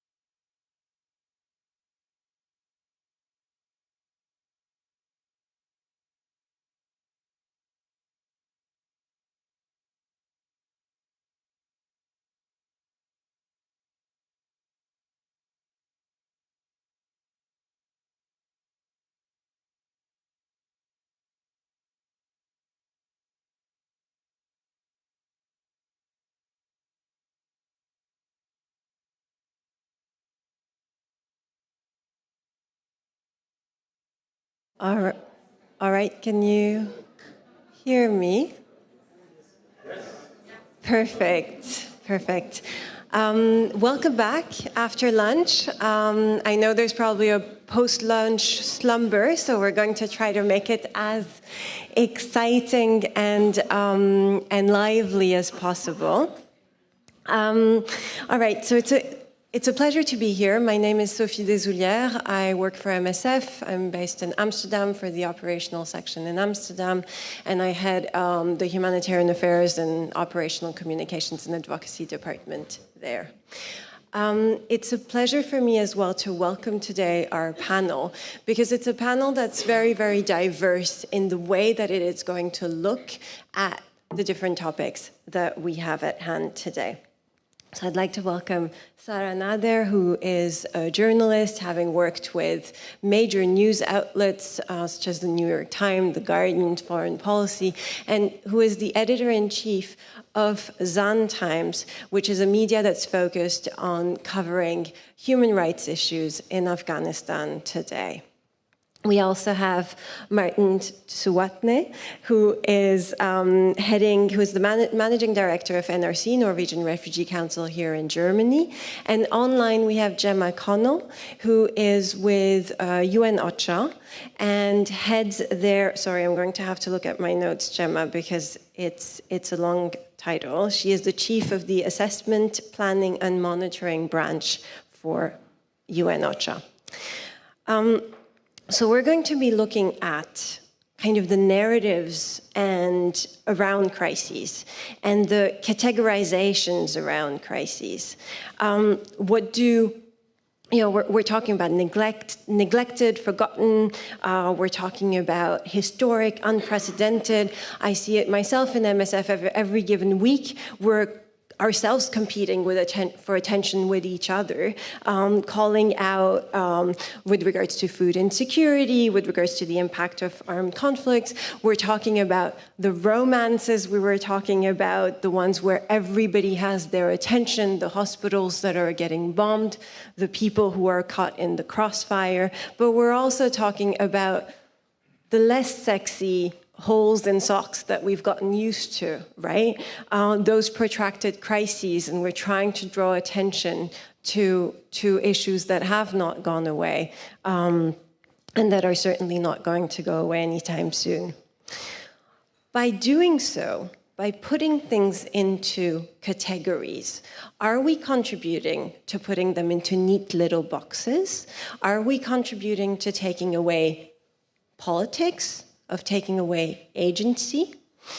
Do we mobilize people by doing so, by those narratives, or do we actually numb people in paralysis, as we were discussing this morning? And so we'll be exploring as well, how can we, let's talk about hope, how can we mobilize effectively? How can we mobilize ethically and look into these issues and thematics and the role that we can play? I am also told to remind you, if you haven't by now remembered, that you can comment on Twitter or X using the hashtag HCBerlin. Questions and comments can be put in the Zoom Q&A window for our colleagues who are here online. And we have live captioning and live translation into French and Spanish, because we are not ourselves immune to our colonial legacies with regards to the use of languages. Without any further ado, I'm going to pass it on to Zara. Because Zara, Afghanistan today, and has been on all of our minds. On Saturday, there was a massive earthquake in Herat. Casualties are among the thousands. And that has come in addition to a very, very dire situation, both in terms of humanitarian concerns, but also human rights concerns. In your view today, who now kind of holds the power in developing the narrative of what happens in Afghanistan? And to what extent do you find that voices actually from Afghanistan are able at all to drive the narrative with regards to categorizing what's happening? Thank you so much, Sophie. I really appreciate the opportunity to be here and share my perspective. In regard to the question that you asked, we talked about power here a lot today, and in terms of how power can shape narratives. And I think what's happening right now, who has the power to develop narratives in Afghanistan is, of course, the Taliban, which is a very misogynist group, extremist group, who some of you might have read about them. So what's happening is now it's 2 years that at least half of the population have lost their human rights in Afghanistan. This happened since the Taliban take over in August 2021. So we have the Taliban in power from their very, very first day that they took power. They started developing their way of work into how they want to organize society. In their second week in power, which was August 24, 2021, they banned women from working in public sectors. In their first month in power, which was September 17, 2021, they banned girls beyond the primary education. And it moved on to very, recently they banned women from, so it was in December that they banned women from universities. And they banned women from working in aid, in organizations that are providing aid. And that had happened in a society that is like an estimated 11.5 million women are needing help, needing humanitarian help to live their lives. And then women aid workers are not allowed to work. When they are not allowed to work, that means this population will not be able to receive aid. So that's what's happening very much to summarize it on the ground. So women do not have any rights. They cannot work and earn their living. They cannot go to school. They cannot go to university. And lots of them are committing suicide because they feel no other ways to live their life except just ending their life because they don't see a hope at the end of the tunnel. So in regards to who shaped the narratives, so we have the Taliban in power. They do have control all means of communication right now in Afghanistan. They are forcing journalists who are working inside the country to send their statement, their reports to the Taliban so they can see and verify it before it's been published. So anything against the Taliban, if you are a journalist seeking truth, you cannot work inside the country. Your life is at risk. We have a French Afghan journalist, Mortaza Behboudi. He is imprisoned by the Taliban since January 7, 2023. Now, like, it's almost 10 months that he's imprisoned. Why? Because he wanted to report the truth in Afghanistan. We have people who have been imprisoned for just simply writing on social media, commenting or criticizing the Taliban and what they are doing. They are being imprisoned. So literally, those that are right now controlling the narrative in Afghanistan are the Taliban. And unfortunately, there's another layer to that is, of course, when the media that are functioning inside the country, they have to sort of accept what the Taliban is saying, otherwise they cannot function. So most of women journalists are forced out of work because it's two ways, because either the media cannot function and the media is closed, and the first journalist who had to leave their job is women journalists, because that's the one that, so if a local media is still running in Afghanistan, and if they do have women journalists working in their newsroom, they have the Taliban in their back. The Taliban would come and check to whether this woman do they have a separate office, whether she's covering her face or not, and all sorts of things. So for the media managers, it's easier to employ men than women right now. That's one cause. And the other cause is that women journalists have to have male chaperone, a man which is like blood-related family members with them when they are going out or reporting. So that's like a problem because they cannot pay for that man. Most of them don't have such a man in their lives. So most of women journalists have been driven out of the profession right now. And then we have social media. Unfortunately, social media like Meta, they are somehow censoring any critiques of the Taliban. So if you're using the word Taliban, you risk your social media to be restricted and it's funny because they allowed, if you want to say Islamic Emirat of Afghanistan, they would allow it, but if you say the Taliban, which is the word that most critics use when talking about the Taliban in Afghanistan, they do not use their name of Islamic Emirat. but rather the Taliban. So they risk being censored by social media platform. And the organization that I'm working with, Zan Times, is a woman-led organization. We are covering human rights in Afghanistan. And we are based on, our main office is based in Canada, and we cannot post any news on social media, Meta, because they have legal issues with the government of Canada, not allowing any news to be posted. So we are also being, in a way, censored in social media to be able to share our stories. And then in terms of the narrative, whether Afghan voices are being able to heard, we have to ask what kind of voices that we are talking about, because there are two, even when we are talking in the context of Afghanistan, there are two groups that their voice is out there. If you go and search for them, you will find them. A small group of them is, unfortunately, because of their own benefit, are very much trying to whitewash the Taliban, to just say, hey, you know, we have recently a woman, she's based in London, and she worked in Afghanistan government before, and she went back to the country and traveled all the provinces driving and posting on social media saying, hey, life is very good here. Look at me, I can drive, I can travel. So what that means that every other who are saying that women's right is restricted is lying. So I am the truth. And that comes with privilege, that comes with the discussion that they do have with the Taliban. There are certain group of people and some women who are able to go inside the country and be escorted by the Taliban wherever they're going. So that is not for all the people of Afghanistan, not for all the women inside the country. And then there's another group who is the majority of women right now in Afghanistan who are deprived of their rights. We have a group of women, very initially when the Taliban take over, we have lots of protests, women coming to the streets protesting. But as the situation worsened and the Taliban increased their restrictions of women's rights, they banned protests. In September 2021, they said any protest that do not have our approval would not be allowed to carry on. But most of these women did protest. They went to the streets. And until, I think, early January, there was not such a very harsh, except beating on the streets. They were not arrested officially. But then after January 2022, the Taliban started arresting women protesters for their rights to protest, for their rights in Afghanistan. So we have a few of these women, they are now, some of them are now in Germany, they're still protesting. So they were arrested for only taking part in protests.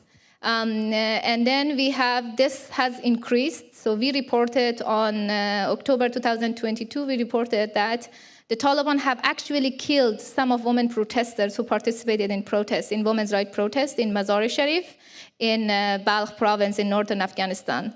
So they actually went and killed this woman in order to silence them.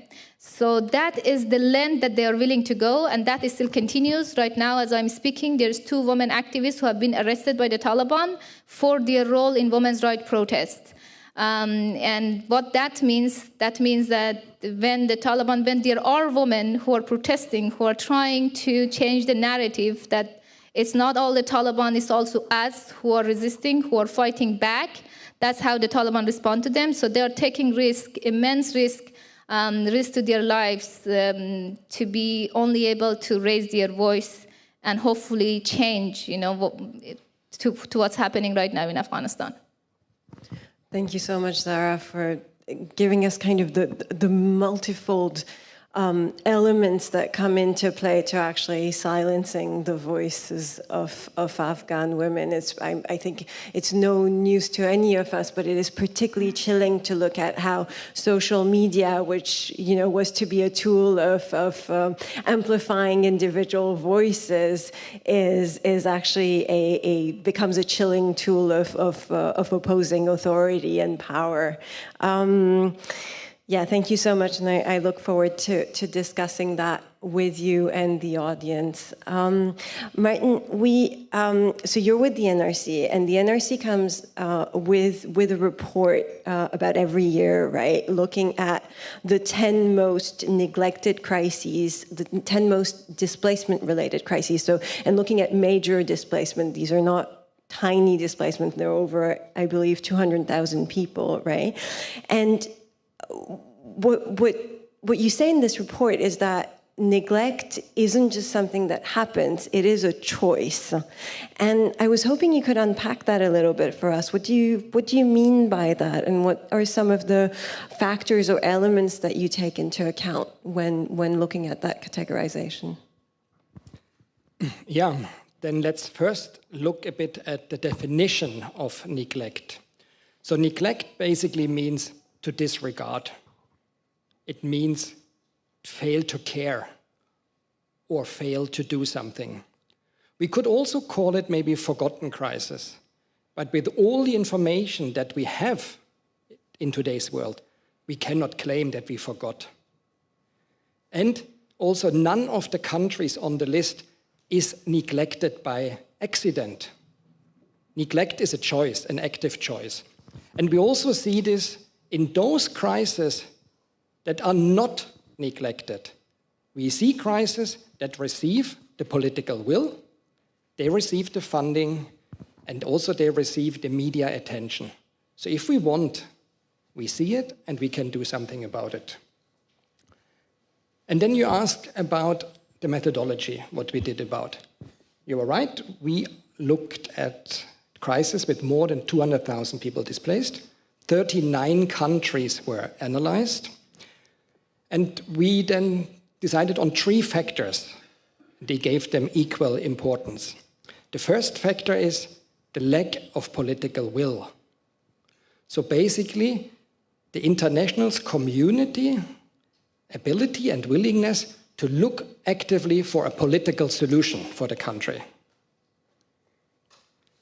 So we looked at the UN Security Council resolutions, the peacekeeping missions, the special envoys, and all those things in relation to the size and the severity of the crisis. That's the first thing. The second thing is we looked at the lack of funding for humanitarian aid, basically comparing the funding appeals, how much money was raised compared to pledged. And thirdly, we looked at the lack of media attention. So basically the level of media coverage compared to the number of people displaced. We looked at some data platforms that provide this information. And here I would like to make a small personal side note to a CARES report, CARES analysis about breaking the silence, which is not part of our report, but it's a very interesting story if you have time to look at how media attention works. So in CARES report, they basically compared a bit a humanitarian crisis, how many media articles are written there, compared to the media articles about the launch of a new smartphone. And how often and how long the crisis, once reported on, stays in the media. And unfortunately, we see earthquake in Afghanistan during the last days. Unfortunately, it's reported once, and a day later, it's completely done. So those are the 3 factors. And we did the report in order to have a platform to provide recommendations to donor governments, UN, NGOs, journalists, and the general public to tell what can be done in order to break the neglect on the political, the financial, and the media non-attention. Thanks, Martin. I'm now going to pass it on to Gemma. Gemma, thanks so much for joining us online here. So we know the UN has several categorizations for crises, right? Including the criteria that OCHA uses to determine which countries receive funds from the CERF, so the Central Emergency Response Fund's underfunded emergency window, right? In your experience, are these categorizations helpful, or are they doing more harm than good? And is that perhaps that straightforward? Thanks, Gemma. Thank you so much, and wonderful to be with you, albeit virtually. And Zahra, just to say, I did hear you. We were just having issues with video, which is why you couldn't see me, but I was there. So to cut to the point, yes, as OCHA, we, amongst many other organizations, do have a categorization, and for us, it's the criteria we use to determine underfunded emergencies, which receive twice a year this injection of funding from the Central Emergency Response Fund. And unlike NRC and others, we don't take into account the external factors in terms of media or political engagement. We really look at what is the severity of the crisis and how well is it funded as compared to what has been requested. And that's the criteria that we use to determine that funding. To cut to the second part of your question, I think what we see is a practical utility of these labels in instances like the SURF underfunded window, which is to say, of all of the crises in the world, we know that some will get more attention, some will get less. And the funding doesn't necessarily go to where the needs are greatest. So we have to have a way of counterbalancing that. And that's what the SURF underfunded window really tries to do. However, I think I was on a panel recently and someone challenged me to say, but forgotten by who, forgotten how? And I think in that respect, we've got to be a lot more critical of our labels as a humanitarian community. And we have a lot of jargon, we've got a lot of categorizations, but I think we pay least attention to how people, and this goes back to what Zahra was describing, see the crisis themselves and how the narratives of power shape that crisis. So to answer in a very short way, I do think we can have some practical utility with these labels, especially to offset what I would describe as the inequity in terms of global funding for humanitarian responses. When one response gets a huge amount of attention, funding, it's at a very high percentage, and other responses get none. These labels can come into play to try and rectify that. But I also think even in doing so, we potentially perpetuate some of our own narratives as a sector, which are driven by us as a sector rather than by the people that we serve. And that's where we really have to challenge ourselves. So how do we reorientate ourselves around how people themselves are describing the crises that they're impacted by rather than how we are categorizing them?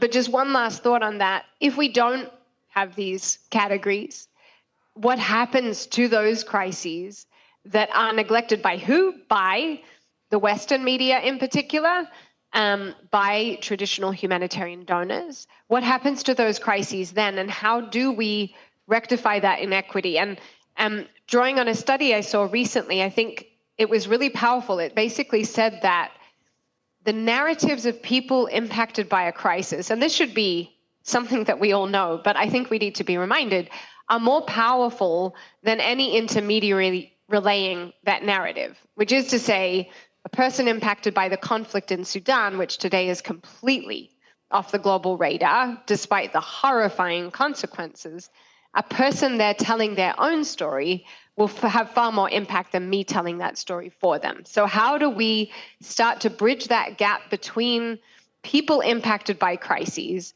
and a global community who I do sincerely believe care? In most countries, the amount of charitable giving by individuals is far higher than the amount that a government gives to humanitarian assistance or a global response. So people care. So how do we create that person-to-person solidarity is, I think, one of the biggest questions for us as a sector. I'll stop there. Thanks, Gemma. I have quite a few follow-up and burning questions, but I'd like to open it up to the floor because I think these very diverse interventions get at something very, very similar, right? And I think those last words of Gemma really kind of summarized those. Are there any questions either online? Oh, hey. And I'm asked whether you could, thank you so much. Hi, my name is Rona. I wanted to ask any of you who can take this question. When I listened to what Zahra has said, I actually realized that what is the mechanism for deciding on the names of this crisis, the labels, the tags? Can any of you or are any of you willing to share your process? And if you are, or if you're not, can you tell how somebody like Zahra can be part of that process? Thank you. Thank you so much for that question. Shall we take another one before we... yeah, excellent.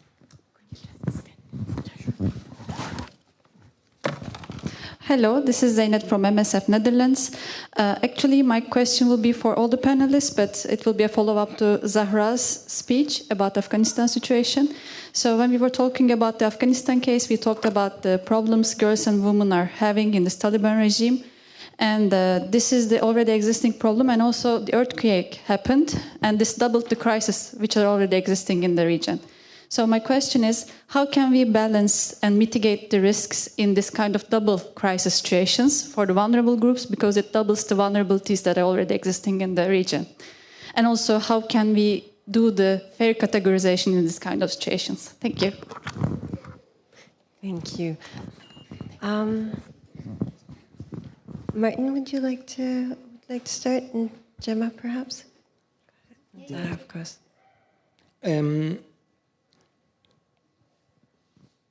I think you mentioned something important about the fair categorization. So that is a very important question, because we say, as a starting point, crises are neglected because of no political interest and no media interest and so on. So there is a process of deliberate neglect. But when we do this as humanitarians, we go back to one of our 4 humanitarian principles, the impartiality, and really remind ourselves that the focus is on the needs and not on any other factors like race, wealth, class, religious belief, political opinion, and so on. So I think this I just would like to highlight there. And quickly, your answer, since I have the microphone, on the names.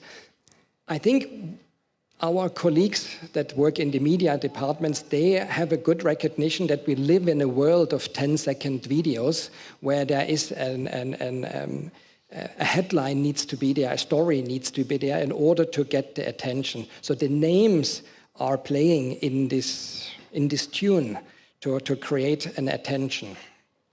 And then the reports, by grouping them, is an attempt to, on the one hand, categorize, professionalize them, and provide a whole platform to look at issues, at topics, to come with recommendations, instead of jumping here and there, and each country comes with their own superlative.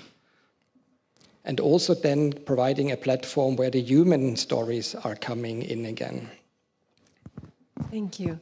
Gemma, would you like to as well perhaps come in on that question of the naming? Sure. So I think, and I can pop in the chat box as well, there's an interesting report that looks across 4 different categorizations. One is ECHO, the European Union's humanitarian wing, that has a definition that they use to determine funding. The other is the NRC report that's been discussed today. Another is CARES report, and then OCHA's underfunded emergencies. And I think that might be helpful for colleagues in the audience. It certainly was for me, because what struck me when I looked at it is we define things very differently. So what you'll see when you look down the list is that for many of the countries, they appear in one but not more of the reports. And there's only one country that appeared across 4 of the categorizations. So we do this very differently as organizations. So as OCHA, it's a combination of quantitative data. So what are the risks? What are the needs? What's the funding situation? That type of quantitative data combined with qualitative inputs from colleagues who are on the ground speaking about what they're seeing. So to go to your question, Rona, about how do people like Zahra or people who are closer to or coming from the communities impacted by crises influence these discussions and debates, I would say certainly in terms of the funding discussion, we've a long way to go, but we have made some progress, and I say this now from the OCHA standpoint, of bringing in local actors to those discussions, bringing in local actors onto humanitarian country teams, this broader conversation about whether or not we want to bring actors in or change ourselves to be closer to local actors. But just for the sake of this particular example around categorization, let me say bringing those voices into those discussions for me is absolutely critical, because we have to be in the room to have the conversation about how the crisis is categorized. And maybe just to touch quickly on the second question about a crisis within a crisis, I think the Afghanistan earthquake to me is a horrifying example of how saturated we are as a global community at this moment in time. If that earthquake, in my opinion, had have happened on any other weekend when we didn't see the outbreak of major conflict in a part of the world where we know things can escalate rapidly, we could have seen a different reaction. Why do I say that? If you're to look at the most funded humanitarian appeals right now, most of them, the top 3, are actually from crises within crises. It's the Syria earthquake. When you look at the funding for the Syria earthquake versus the Syria response, Turkey is also one of the more funded appeals. And the others are likewise appeals for what we would call, another label, sudden onset emergencies, which tend to galvanize a more immediate evocative reaction than slow onset or ongoing emergencies. But the Afghanistan earthquake proves that that only happens in the West. And I want to be clear about this because people, and Zahra, I hope will speak to this, Zahra, I really want to hear from you, but people in Afghanistan clearly care about that earthquake, but it didn't make the global radar because of the competing attention for different crises. And I was in a meeting this morning on Sudan when I said the same thing, that the snowballing we have seen of crises, especially this year, but building up to this year, I think has led us to a point where even something as horrifying as that earthquake, which killed, I think, now more than 2,000 people, which took place in an environment where Zahra has described better than I ever would. There was already so much suffering and pain, doesn't even make a blip on the global radar. So it in some ways turns our assumptions on their head, because even a crisis of significant magnitude, of such sudden impact, didn't get the attention that it would usually receive. But if you had have asked me the day before that earthquake, I would have said, as a rule of thumb, crises within crises actually get more attention than the crisis themselves.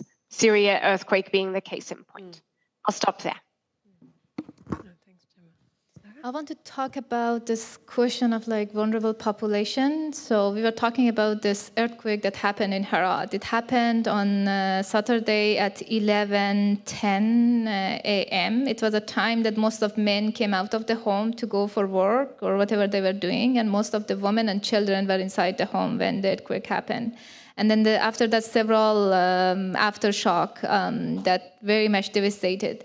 This had happened in a rural area of Herat province, which already didn't have a lot of clinic, didn't have a lot of hospital. And until Monday, most of those places received no help and no even an ambulance to go there. And people were digging with their hands, and even they had any shovel or something, they were trying to get their families out. So if you look at that, so women were already vulnerable to this situation, and this earthquake made it even worse. And what we are hearing right now on the ground is the Taliban also beating some of those women who lost their husband. They have no men in their lives, so they have to get out. They have to find a shelter. So if they're walking around by themselves, they risk being beaten or taken to prison by the Taliban as well. And then we have the Taliban in charge of managing this crisis. So like, they would be the worst that you can imagine. Somebody would put them at the charge of a crisis like this that happened. So we have this situation, and then we have the lack of attention right now, as Gemma and Martin described here, of like there's other crises that happen, and then like, you know, the attention right away shifted, and nobody right now talks about that. And this is happening again under the Taliban, which is like the worst to manage this. So this is one part. And then the other part that I wanted to mention and talk about is this. this fatigue about Afghanistan, that they say, oh my God, Afghanistan, I don't want to hear about this. Like it has been almost 2 decades that Afghanistan have been somehow in the news, and sometimes more than less, but it has been always there. So when I travel sometimes, some of my Afghan relatives say, like most of the time when they ask me, where are you from? I don't say that I'm from Afghanistan. Because either people feel pity or they ask somehow a question that I just, I just don't know how to answer that. So this is this fatigue. And then we have a humanitarian organization inside the country who somehow feel powerless. They say, okay, so how should we deal with the Taliban? It's the Taliban. They don't change their rules. And what I am seeing right now as a journalist in the past 2 years, I feel that there's a lot happening to accommodate the Taliban. And unfortunately, some organizations like the UN, some of their agencies have, even accepted the rule to take women out of work because that's what the Taliban want them to do. And that's very unfortunate because as a woman, and most of women inside Afghanistan, their only hope is on these organizations to support them, to stand with them. And then seeing them left out is somehow, like they even feel more being betrayed by the international community when they see that my not having any right doesn't change anything. There is a lot of statement of condemnation, of saying, hey, this should not be happening, but we don't see a lot of action taking place, of seeing that what's happening in Afghanistan is not only about women's rights in Afghanistan. It should be seen as a global catastrophe for women's rights, for human rights, and it should have, a global response. I was just talking to Martin about the stand that NRC had on Afghanistan, and they said if our women aid workers are not able to work on the ground, we would rather leave than stay here and be part of the Taliban's gender apartheid. I think if we had more that kind of strong action from humanitarian organization in Afghanistan saying that we will leave if you are going to do this, because the Taliban also need, even though the international community feel that they don't have any leverage on the Taliban, I feel there is a lot of leverage, because if the funding, the money goes out, they don't have a lot to stay in power. And recently we had a report looking into how the Taliban are actually stealing the humanitarian aid that goes in Afghanistan under different name, into different, sometimes pressuring the organizations themselves, sometimes distributing the aid and then going and collecting it back. Those are some of the things that is right now happening. But to just summarize it, we feel that women in particular is very much left out of this. They left to fend for themselves, and this even worse for like disabled women who doesn't have any place to go, who can't do anything, and they need the help which they cannot receive now. Thank you. Martin, Gemma, you've both talked about the interplay as well between categorization and funding, right? And how certain categorizations trigger funding appeals and so on. Martin, I was interested from your perspective on how you find that these then impact INGO's ability to be able to respond, to continue being able to respond in certain settings.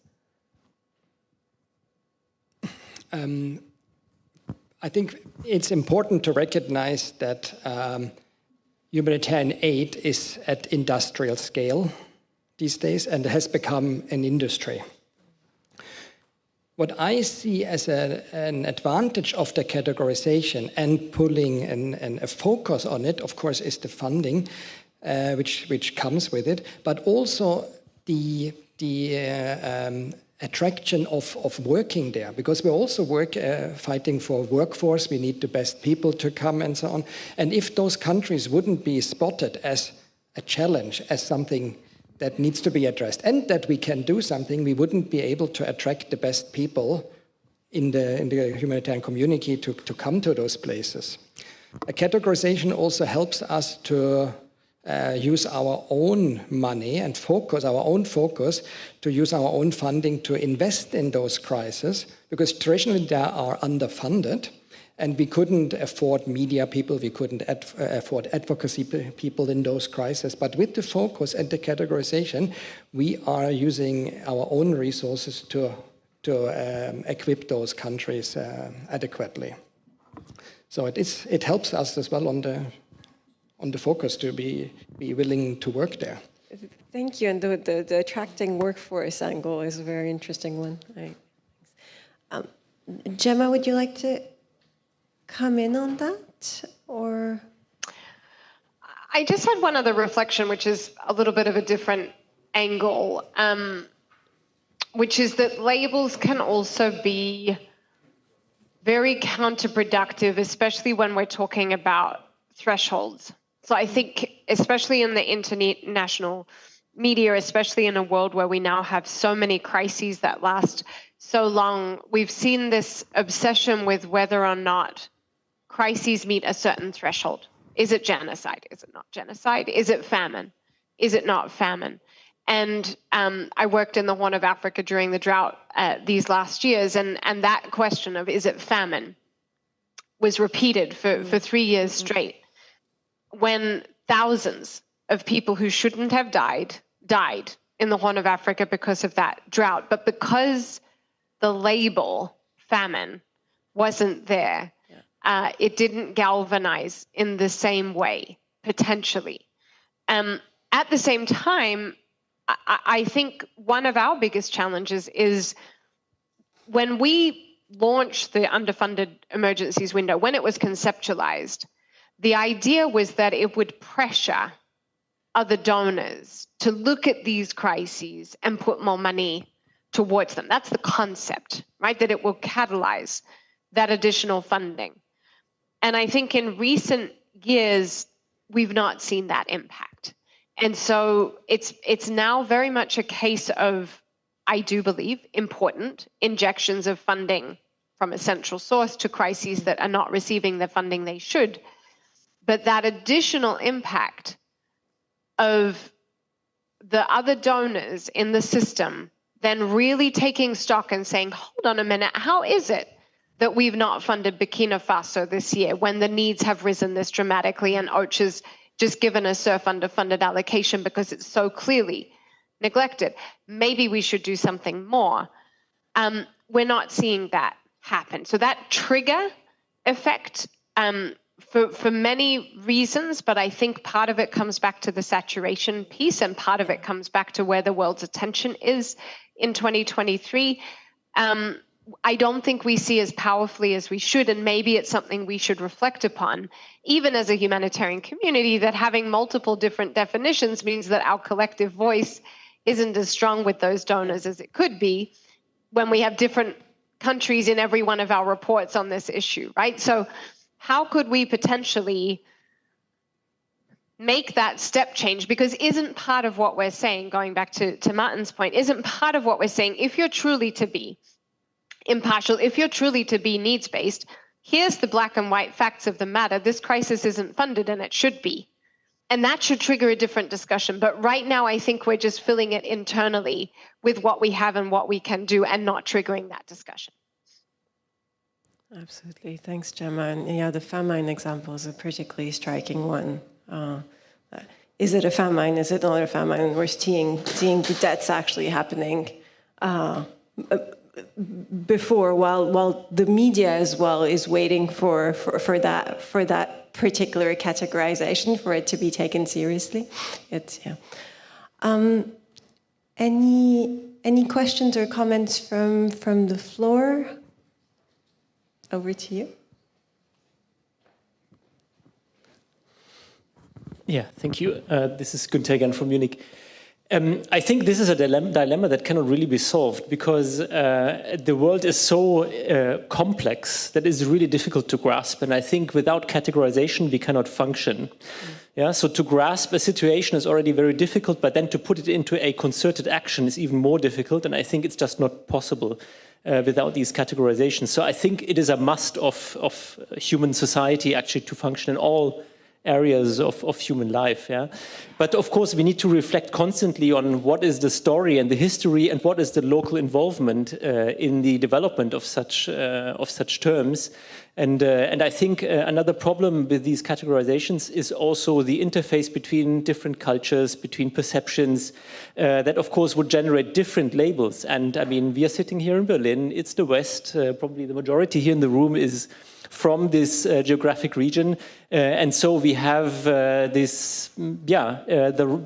we took the liberty to interpret these terms, but of course, if for some reason a different part of the world would be in global power, the terms would look different. But I think we cannot do without, otherwise we would not function because it's too complex to actually put any kind of action into place without taking certain priorities that are based on labelings. Thank you.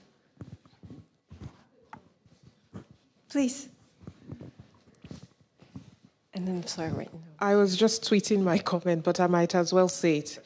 So the reason I asked the question about what process goes into it is because, as Gemma said, I have noticed the disparities over the years.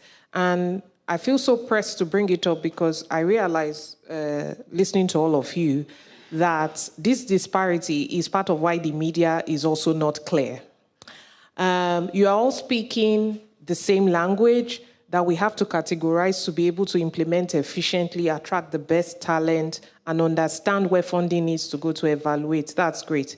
But you are speaking different dialects. And you need to get in the room, have the same interpreter, the humanitarian sector, and speak in one language. Why is it important? Because all your different categories, it is only the most powerful, the most media-savvy category that people like us on the ground or reporters will hear about. And what that then means is only one type of category that might not cover the multi-vulnerabilities that populations have will be publicized. So please try to think of it this way. If you're all uniform, then we as media as well will also be able to understand and be uniform. If not, we might be unintentionally helping the media to neglect the crisis because you're speaking different dialects. Thank you so much. All right, let's take another comment and then go back to the floor. Thank you very much, Marvin. And I hope I'm not getting the mic because I'm sitting so close to you. Thank you. It's a very interesting discussion because it's a discussion about language. And I liked very much the term that you used this morning about big English. And this is the danger of uniformity, because it goes against what you said rightly is complexity. So I think I would definitely go with you both in saying we should hate how we use that language, but we need to use it. Because categories that I have heard here, the international community, who the heck is that?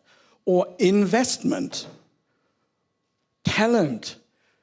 These are all terms that are big English. They make very little sense. It's like agile or beyond, all those words that are big English. And I think in many ways we need to use them to be able to speak to each other. And I hope it's more of a dialect than just a different language. But I think we should also hate them because we know their limitations. So much when we talked about humanitarian is about effectiveness, and I heard the term investment. Wow, investment. How does that work with humanitarianism? That's a contradiction in terms. But yes, I totally have used it myself. But I think we should have the courage to walk that line and say uniformity, complexity, and be aware of it. I don't have a better solution. Thank you very much. And let me reassure you, I have my lenses on so I can see further away. And I didn't see any hands up, but please correct me. All right. No, thank you so much for those comments. And before I bring it back to the panel as well. I just wanted to comment as well. I think what you were talking about with regards to dilemmas, indeed it is one, and it's a particularly good one, right? And in the humanitarian sector and in MSF, we love dilemmas and we love discussing them. But I was thinking with regards to categorizations, it is indeed whose purpose they serve, or how from the beginning of the essence of it, right? And the metrics that we use, media attention, it's of course big Western global media when you look at the metrics, right? They're the ones that are going to be the most prominent. When you look at donors, there are going to be from the global north. And so the metrics are skewed with regards to then the impact that they have on categorizations. Anyway, just a thought, but Martins, please over to you. Just a quick comment on this, and you answered it partly already. We do this for a reason, the categorization. And we talked about it today. But what we should not forget is that the other side of the medal, and this is the human stories, it is the assessment that the programs teams then do on the ground based on the needs, it's the solution that they develop and so on. And our industry, and I use the term then industry again, needs the categorization for its purpose, and then luckily we are still an industry that where the human element is strongly there, and when then through our programs, once the money is there, that we can work with the people for the solutions that they deserve. Thank you. I just want to give this element also into the room. That's not only about categorization, it's there for a purpose. But there are other mechanisms and other purposes. Sarah, do you want to... we still have some time, so no need for concluding remarks unless you want to. Yeah, so I want to touch on the idea of like this, like attention, and also who is going to bring that attention. Is you touched on international media. So I have worked both in international media and also Afghan media. And as a way to change that narrative, because what we find out is that when Afghan media report that, it's not making any effect, not any attention. But if the international media report the same issue, like there's a hope that might bring any, like some kind of action or attention. So we are, our organization called Zan Times. We started this last year in August 2021, 1 year after the Taliban takeover. And this is very much our own initiatives as a group of mostly Afghan women journalists to be able to tell our own stories. And the reason we do that is for us to be able to publish our own story, write it the way we think it should be told. And then we do write in English as a way to bring attention, to inform a global audience of what is happening in Afghanistan, besides trying to write it in our own language as well. But again, we did, I think it was August 28, we published a story in partnership with The Guardian and Fuller Project. It was the result of an 8-month investigation into the rise of suicide for young women in Afghanistan. Right now, Afghanistan is one of the only countries that the number of women committing suicide is much more higher than men, which is like globally, it's more men committing suicide. So that story, if we have done it alone, it might not have bring any attention. It's not that that's the same story we would have published by our own. But once we did it with The Guardian, we noticed that there's lots of discussion and lots of attention. So it's in a way that negotiation of like, we should have some sort of something, because by our own, our needs, our humanitarian situation doesn't make it into the site of attention. We should have clinging to some categories, to some, I don't know, like media or an international community, which might not be precise, but that's the term that these countries have used when they were in Afghanistan. So just going back to those categories, trying to bring attention to what's happening right now. So because we feel our own narrative doesn't make it to the mainstream media. So we have to try to find ways to tell our own story. Thank you. Thank you, Zara. Is there any last comment or question before, perhaps online, or no? Okay. right? From the side of the room, gentlemen? No? Okay. All right. Then, one last question.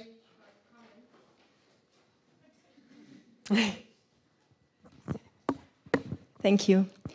Thank you very much for this really very, very interesting discussions. It's just a very short comment because I think not everyone in the audience would be aware of it, because we talked about words and categorization, and I think at times it does matter. And Sarah mentioned Zan times means women times. So it's the Persian word for women. So just to some categories, it is important to name them. Thank you very much on the power of words. All right, we're going to bring it to a close slowly. Gemma, any last words, perhaps, with regards to this topic for our audience? And then over to Martins, and we'll wrap it up with Zahra.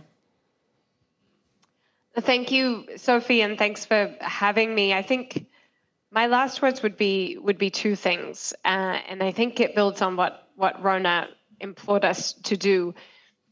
With the sheer number of crises worldwide right now, I think all of us in the humanitarian community, another one of these terms, but these last months have been shocking, coming on top of years that have been shocking, but these last months have truly been shocking in terms of the number of back-to-back, either new crises or major escalations within existing crises. Within that environment, and facing personally what I would call a financial cliff in 2024, with major donors all indicating that their funding for humanitarian action will drop dramatically. The US, Germany, even the EU, and of course we've seen the UK drop already massively. Within that environment, I think there's two things. One is either we can come together as a humanitarian community or we'll get torn apart. It's the classic dynamic of either competitiveness or collaboration in the face of extreme scarcity, which is what's going to come the way of those of us who are striving to serve people who are facing, of course, the most extreme scarcity. I think these labels can have value in that environment, but we do have to interrogate them. And so what the colleague said about uniformity versus complexity, I agree with. I do think our voices have to come more strongly together about where we're seeing neglect, about where we're not seeing the resources that are needed, rather than each having our own tracks on this. Our own tracks are important, but how do we bring that together in a louder, more cohesive, more coherent voice, both to the media, as was mentioned, but also to the decision makers who fund responses? And at the same time, building on what Zahra has said today, how do we ensure that exactly those discussions and dialogues are informed by the views of the people who are impacted by the crises, and the power dynamics within the crises, but also our own power dynamic within that crisis? So yes, let's do this, and do it even in a more impactful way, but do it in a more informed way that is more respectful of people impacted by crises. I think the last thing that I would say, just reflecting on the conversation, is this is part of a much bigger, much more profound challenge that we're faced with in the period ahead, which goes back to how do we deliver people-centered responses. But if we can start with getting the resources to where they are so desperately needed, and start, I think, building on what Zahra said about partnerships, right? Leveraging the partnerships that can be created and co-creating a voice that can be heard much more broadly across the widest possible audience. If we can do that, then we can potentially get funding to where it's needed most. But I am so scared about this year ahead. I really do fear that there are millions upon millions of people around the world who, if we don't do this well as a humanitarian community, will go without the very basics. So we have an imperative to get this right. Over from my side. Thank you, Gemma. And I'm actually going to end this session on this very, very powerful call because it's a call to all of us, and because I'm told to wrap up, and we can, and also because Gemma, you're online, so people don't have the luxury to be able to chat with you during coffee time. Well, please, Martin and Zara are still around, and please feel free to come and chat through our coffee time. Thank you very much, dear panelists. Thank you.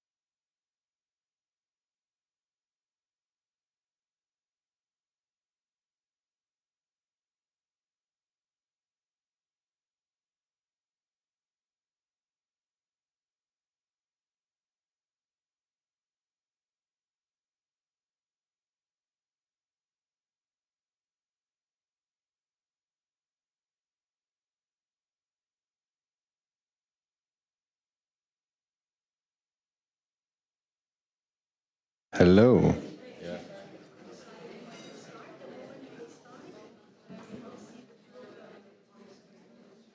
So shall I start now?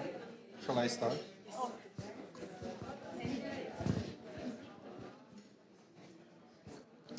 Okay, I think it's time to start. Hello, everybody. My name is Renaud. I'm going to be the chair of this session. And this session title, I think is pretty cool. It's called Perpetuating Structural Injustice in Times of Crisis, the example of Ukraine. So what does that mean?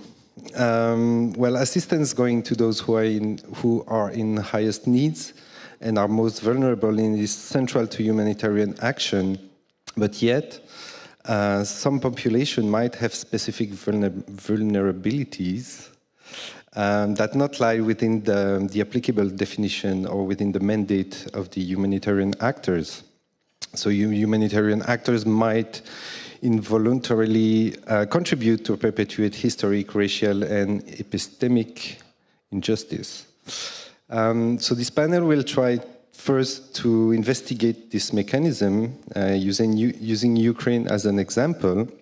Ukraine because it's kind of an unusual conflict for Europeans at least, and we thought it was the focus of global attention, which might have been true until 2 days ago.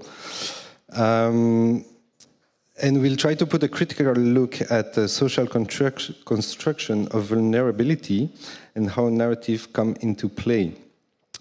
And secondly, we'll try to ask the speakers what change they would like to see, recommendation they would like to share, and what can we learn from Ukraine and could be generalized. So once again, my name is Renaud. I'm from Belgium. I run a small NGO in Brussels, but I'm here as a board member of MDM France, and I will introduce my amazing team today, starting with my neighbor Elena. Elena, you are the executive director of AIDS Foundation East-West Ukraine. Can you tell us, like in 1 minute, a bit more about who you are and what you do? Yeah, hello, I am representing FU Ukraine, or AIDS Foundation East-West, and we are working in the country for more than 20 years already. And that's my first time at the Humanitarian Congress, because HIV is not usually a humanitarian issue, it's more like a development issue. But because of the war, we started working jointly with MDM Netherlands as of April last year on providing emergency response to people living with HIV, people affected by HIV. Thank you, Elena. Zainab, you are research officer in the Humanitarian Policy Group at ODI. What does that mean and what do you research? Yes, I'm Zainab. I am a research officer at the Humanitarian Policy Group at ODI. It's essentially a research institute, and our team looks at humanitarian policy and practice. And currently I'm working on a project that looks at narratives in the Ukraine crisis, and I'll be speaking to some of those findings today. Thank you. And we have two speakers online. Lisa, who unfortunately last minute had to cancel her trip to Berlin. So Lisa, you are professor and chair of the Department of Philosophy at George Mason University and director of the Global Health Ethic Fellow Program. What does that mean and what do you do? So hi, and I want to say thanks so much for continuing to have me, and I'm so sorry I'm not there in person, just family last minute things that had to be attended to. So yeah, I'm based at George Mason now in DC, because that's where I live, and I'm chair of the philosophy department there just the last couple of years, and professor. And my teaching is primarily in broadly defined bioethics, but my own work really has to do with global health justice, global health inequities, and I'm especially interested in vulnerability, vulnerable populations, and particularly in humanitarian contexts. Our Global Health Fellows program, just to say, is on hiatus at the moment. We're trying to revamp it. Because we want to make it a richer set of opportunities. So stay tuned for that. But we think we have a lot to offer being in or just adjacent to DC, and so many opportunities for students to do really vigorous work in ethics and philosophy in the classroom, and then do some internships and placements with federal agencies or NGOs that are based in DC. So lots of promise yet to be fully realized. Thank you, Lisa. And last but not least, Dima, who's joining us from Ukraine. You couldn't be here because you're a male and you live in Ukraine. You're representative for Arkinova in Ukraine. Can you tell us a bit more about you and what you're doing there? Yeah, thank you. Thank you, Renaud. Do you hear me? Very well. Okay, great. So I'm so happy to be even decently to be. This is my first time in this event. So yes, I'm working with Arkinova. It's a German NGO leading the local team in Ukraine, based in Kiev currently, and Arkinova launched the mission in Ukraine since 2016. Before the full-scale war, mostly focusing on eastern part of Ukraine, where the crisis was localized previously. And of course, after the February 2022, we expanded our presence, expanded our intervention for other regions, trying to provide assistance, help to the affected population in Ukraine. Thank you so much, Dima. I'll start my first question with Elena.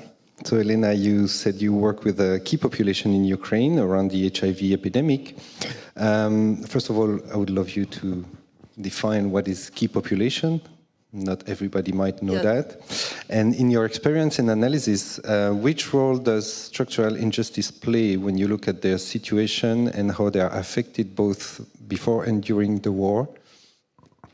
Yes, well, key population is the term that we use in HIV response for defining the groups of people. Well, that first of all, it's a definition given by UNAIDS and accepted worldwide. These are 5 groups, which due to their higher risk behaviors are at increased risk of contracting HIV and other sexually transmitted infections. And these are people who inject drugs, men who have sex with men, transgendered people, sex workers, and people in prisons or other closed facilities.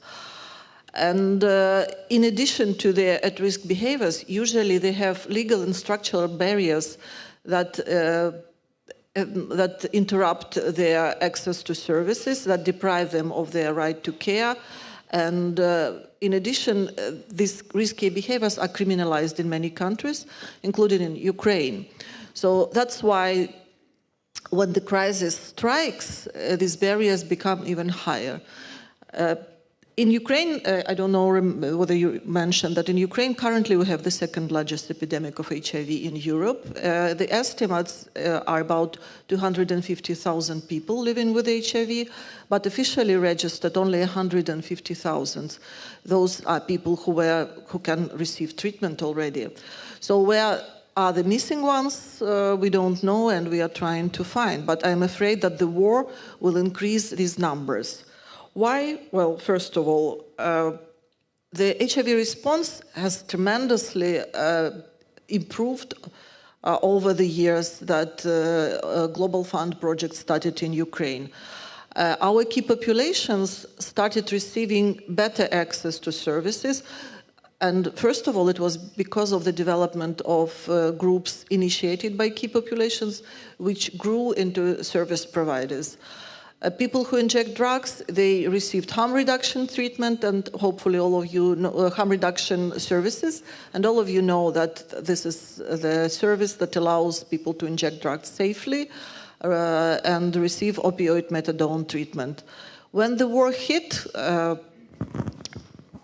was all key populations, in addition to the problems and gaps that the general community faced, their vulnerabilities doubled or tripled, and we are very much concerned that we may lose many people, if not lost already. Because I still remember when the Russians were standing near Kiev, all harm reduction projects came to a stop because purely the pharmacies didn't work.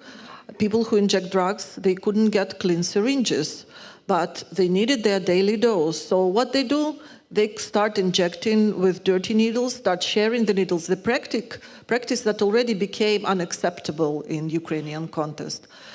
The pharmacy that produced methadone during the war in Kharkiv, it was ruined in the very first day. So with breaking of all logistical chains and difficulties of transporting methadones from outside the country, people who were receiving this substitution treatment that allowed them to live and function normally, they couldn't get it. So we faced a lot of overdoses, and we faced a lot of deaths of people who moved to street drugs because overdosing and harm affected from street drugs is much more than from their usual drugs. Sex workers, just to add, the key populations do not necessarily belong to one, but usually the risks are mixed. So the sex workers, those who need attention of HIV response, are those who also may inject drugs or are doing that very actively. They lost their source of income, which also put them at risk because they started practicing unsafe sex. They just didn't have money to buy condoms. They didn't have money to buy clean needles. Again, the vulnerability increased. Transgendered people, there is still a lack of hormonal treatment, and my colleagues from MDM Netherlands, they know very well how many responses and how many requests we are getting from transgendered communities until now to bring in hormonal therapy to Ukraine. In addition to these gaps, in addition to breaches in services, there are also problems related to stigma and discrimination. From the areas close to the front zone or almost in the front zone, people had to be evacuated, but none of the shelters was willing to take people who use drugs because they might be dangerous for the local communities. Not too many shelters are taking men in general, but when they are transgendered men, they are even turned down. So we had to think of something to create separate safe spaces for transgendered people, for LGBT communities, and for people who use drugs to address this problem. And people in prisons. The people in prisons, when they were released from prisons, they have no place to go. For example, if their house is on the occupied territory and the person, in addition to being in prison, he has HIV, he has TB, and he is a drug user. No services available, he can't go to the place where he can regularly live, and his family ties are broken. Besides, there is a special issue on people who are now on occupied territory, because you know that the Russian policy is very much different from the Ukrainian policy in relation to LGBT, because none of HIV prevention services helping LGBT community is working on the occupied territories, and opioid substitution therapy and harm reduction programs are also stopped, and we cannot reach those people who are there now. So the biggest fear is that we are facing the high increase of key populations. Thank you so much, Elena. We'll continue with you, Dima, in Ukraine. You've been working in the humanitarian response in Ukraine for more than 10 years with several NGOs. We all know about the natural boundaries that comes with humanitarian mandate, and we know that group can be excluded. Can you share the observation and experience that's stuck in your mind, and why? Yeah, thank you, Renaud. So again, just to say that I'm happy to be here and hopefully to contribute to the discussion, and maybe providing with my examples, providing evidence or arguments to the assumptions or topics of this discussion. So first, what I would like to say that humanitarian crisis context, it's pretty heterogeneous. Yeah, means that Ukraine is a big country, and after almost 2 years after the full-scale war started, So now we can say about clear division of based on needs.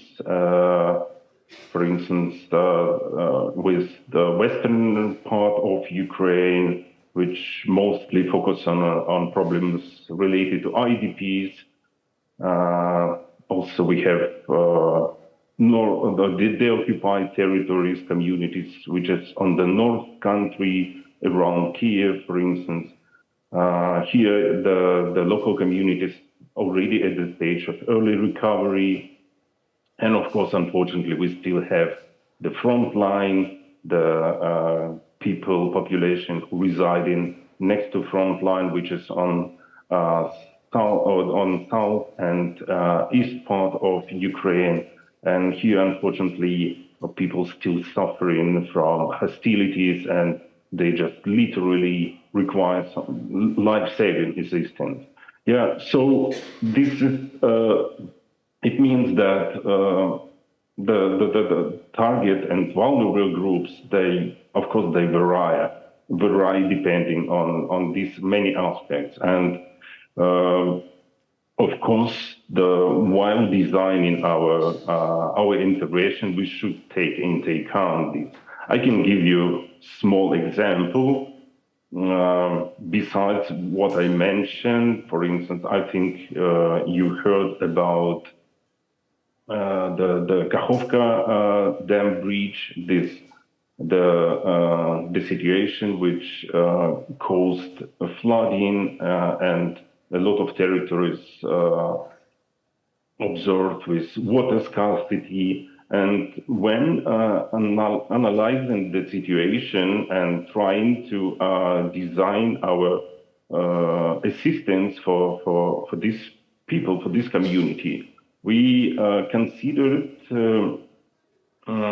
support with irrigation, trying to support the small farmers in these territories. But after deeper analysis, we understood that, and I mean, the small farmers, even from the first glance, they are not typical, let's say, beneficiaries, in terms of humanitarian response. But in this particular situation, and it also means that most probably they don't fit the traditional vulnerability criteria. But in this particular situation, they were in need. But after the deeper analysis, we understood that it might be that this assistance might lead to the situation when not small farmers will benefit, but instead big companies, because the pre-crisis situation suggested us that the amount of the percentage of small farmers in this territory is pretty small compared with the big companies. So another example that I can give, again, from my experience, it's also related to Roma community. We pre-selected one of the affected territories, one of the affected region, and it appeared just in one particular settlement, it was the concentration of Roma community. And we just realized that probably we had lack of understanding, lack of experience how to address their particular needs, which might be connected with stigma or some other problems related. So just again to sum up, I would support my colleague Yelena also that I think that we should pay attention, and it's the relevant topic in Ukrainian response, meaning the criteria of vulnerability. Okay, thank you, Dima. Thank you, Elena. You reminded us that situation is complex and might be very different from one part of the country to the other, and also from one population to the other, and we should be able to adapt to those differences. Coming back to the room, Zainab, the researcher, you have co-authored the article Navigating Narrative in Ukraine, Humanitarian Response Amid Solidarity and Resistance. What lessons and helpful insight can you draw from your work on narrative? And do you have examples from your research when it comes to marginalized group or vulnerabilities? And take your microphone. Yes, firstly, I forgot to say earlier, many thanks for the opportunity to be on this panel to talk about the very important issues with regards to neglect and marginalization in the sector. As you mentioned, I co-authored a paper that came out 2 weeks ago now, and in that paper, we discuss a series of narratives. Today, I'm only going to focus on one of those narratives, as that's the only one that's relevant to the topic. And before I get on to narratives, I want to talk about 2 case studies of 2 groups of people who were marginalized and continue to be marginalized during the Ukraine crisis. And those 2 case studies are Black African students, Black Africans, primarily students, and Roma community who lived in the Ukraine. Firstly, with regards to the African students, when the war broke out, many Black African students studying in Ukraine were attempting to evacuate and get to safety, just like everyone else. However, they experienced horrifying levels of discrimination.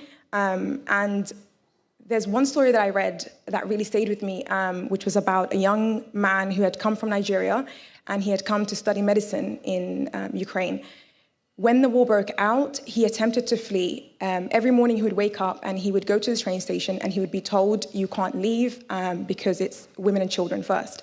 On the 3rd morning that he arrived at the train station, he saw that there was a Black woman who was trying to get on the train, and she was being refused to get on the train. So he walked up to the people and he said, if the policy is women and children, why are you not letting this woman get on the train? To which they still refused to let the lady get on the train, which clearly demonstrated that the policy of women and children clearly only referred to European white women and children. Once the Black African students then crossed the borders into neighboring countries, they continued to face legal barriers to receiving temporary protective directives in the countries they settled in due to discriminatory immigration policies. When they arrived at the borders, the students experienced physical and verbal abuse, segregation and detainment, and this led to widespread cases that you can read, which are very overwhelming, to say the least, and a large population with a limited access to legal support. Moving on to the Roma community, a lot of what I'm going to say now about the Roma community comes from a paper that was published by Oxfam, I think now just over a week ago. And we all know that the Roma community have historically faced persistent inequality, discrimination, and marginalization across Europe. But within the Ukraine crisis, this has only been exacerbated during the war. Unlike the open-armed welcome that many Ukrainian refugees received, Roma refugees were openly discriminated against in all of the countries that they entered. For example, in Hungary, there were reports that some Roma families were repeatedly denied exit from Ukraine at the border crossing on the Hungarian border. After facing discrimination and being denied humanitarian aid in Hungary, many Roma refugees returned to Ukraine despite the risks. In Moldova, Roma who crossed Moldova's border found themselves in ethnically segregated reception centers with poor living conditions. In Poland, Roma refugees were discriminated against by private housing providers and often stuck in reception centers across Poland. In Romania, Romanian Roma rights campaigners say the refugee crisis has shone a light on the kind of hostility Roma people are still facing in present-day Europe. Overall, Roma refugees face discrimination from those working in the humanitarian response, such as volunteers, NGOs, and others. For example, reports have emerged of Roma refugees being denied access to food in dining halls at a transit center in Bucharest, justified on the grounds of theft, perceived large numbers, loud behavior, etc. This was also raised by the Safeguarding Resource for Eastern Europe, who report that staff at a center turned away Roma refugees saying, "You are not Ukrainian, you are Roma, go away." These cases highlight the prejudice and ignorance among host communities and aid workers alike, the willingness with which non-Roma Ukrainians were accommodated, and the refusal of the same treatment to Ukrainian Roma laid bare the differential treatment of refugees from the same war. Essentially, the reason why I picked those two case studies was because I will now move on to how do we explain and try to account for what is happening with and why these people are experiencing different treatment as compared to their white Ukrainian counterparts. In our paper, we define narratives as stories and frames and constructed and deployed to shape beliefs, attitudes, and ultimately decisions relating to humanitarian crises and humanitarian aid, in particular, to justify why, when, and where humanitarian aid is needed, who should deliver it, and how and who should receive it. I'm going to focus on the last part of that, who should receive it. And I will focus on the narrative in the paper that we call that the Ukraine crisis was presented as different and Ukrainian refugees were presented as different refugees. This is a narrative that essentially played on certain tropes and certain stories of certain people who were fleeing the Ukraine crisis. This narrative created a profile of who was considered vulnerable, who needed protection, and in this case, it was a very racialized narrative. I'm going to read you out some quotes from the media and some politicians that highlight some of the racial components of this. For example, in one reporting, it was said, "These Ukrainians are not refugees we are used to. These are our relatives, family. These are Europeans, intelligent, educated people. Some of them are programmers. We, like everyone else, are ready to welcome them. This is not the usual refugee wave of people with an unclear past." For another BBC reporter, it was emotional to see European people with blue eyes and blonde hair being killed every day. Clearly, in order to humanize Ukrainian refugees, certain journalists would use racist tropes and help push and frame a positive narrative on the need to protect Ukrainians and Ukrainian refugees because they were similar to Europeans, behaved like Europeans, and had cultural and democratic values close to those of Europeans. Therefore, when understood from this angle, the racism that experienced by Black people and the Roma communities at the borders of Ukraine mirrored the same vein of bigotry across parts of the international media sphere, as they did not fit the profile of who was considered vulnerable and who needed protection and refuge. Therefore, I want to end by saying that vulnerability is not an objective truth, right? As much as we like to say it in the sector, it is not an objective truth. Narratives frame and they construct ideas around who's vulnerable. They decide and frame who's considered vulnerable, who is deserving of protection. They also decide who is excluded from that protection. Thank you so much, Zainab. We can hear that you're talking with your heart also, and remind us that one refugee is not another, and they're not treated equally, even though they are flying the same conflict.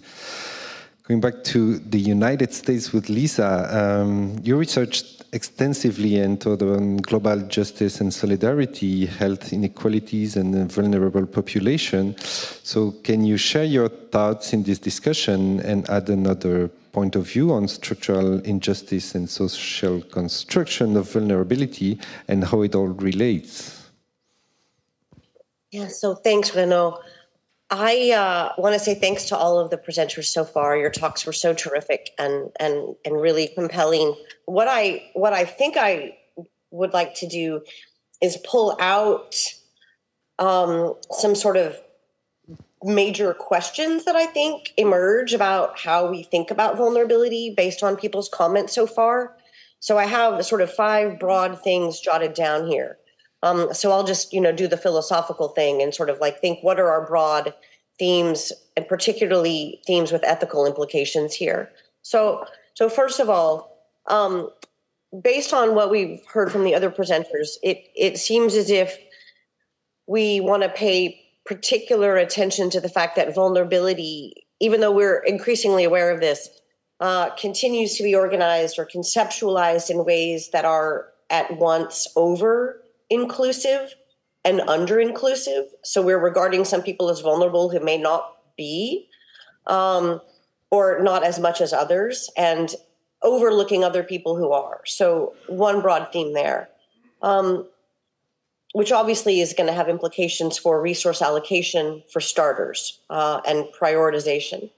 A second question here is whether we're looking at vulnerability in ways that perpetuate stereotypes or distortions of fact and knowledge. And I think Zainab's presentation really speaks to this most acutely.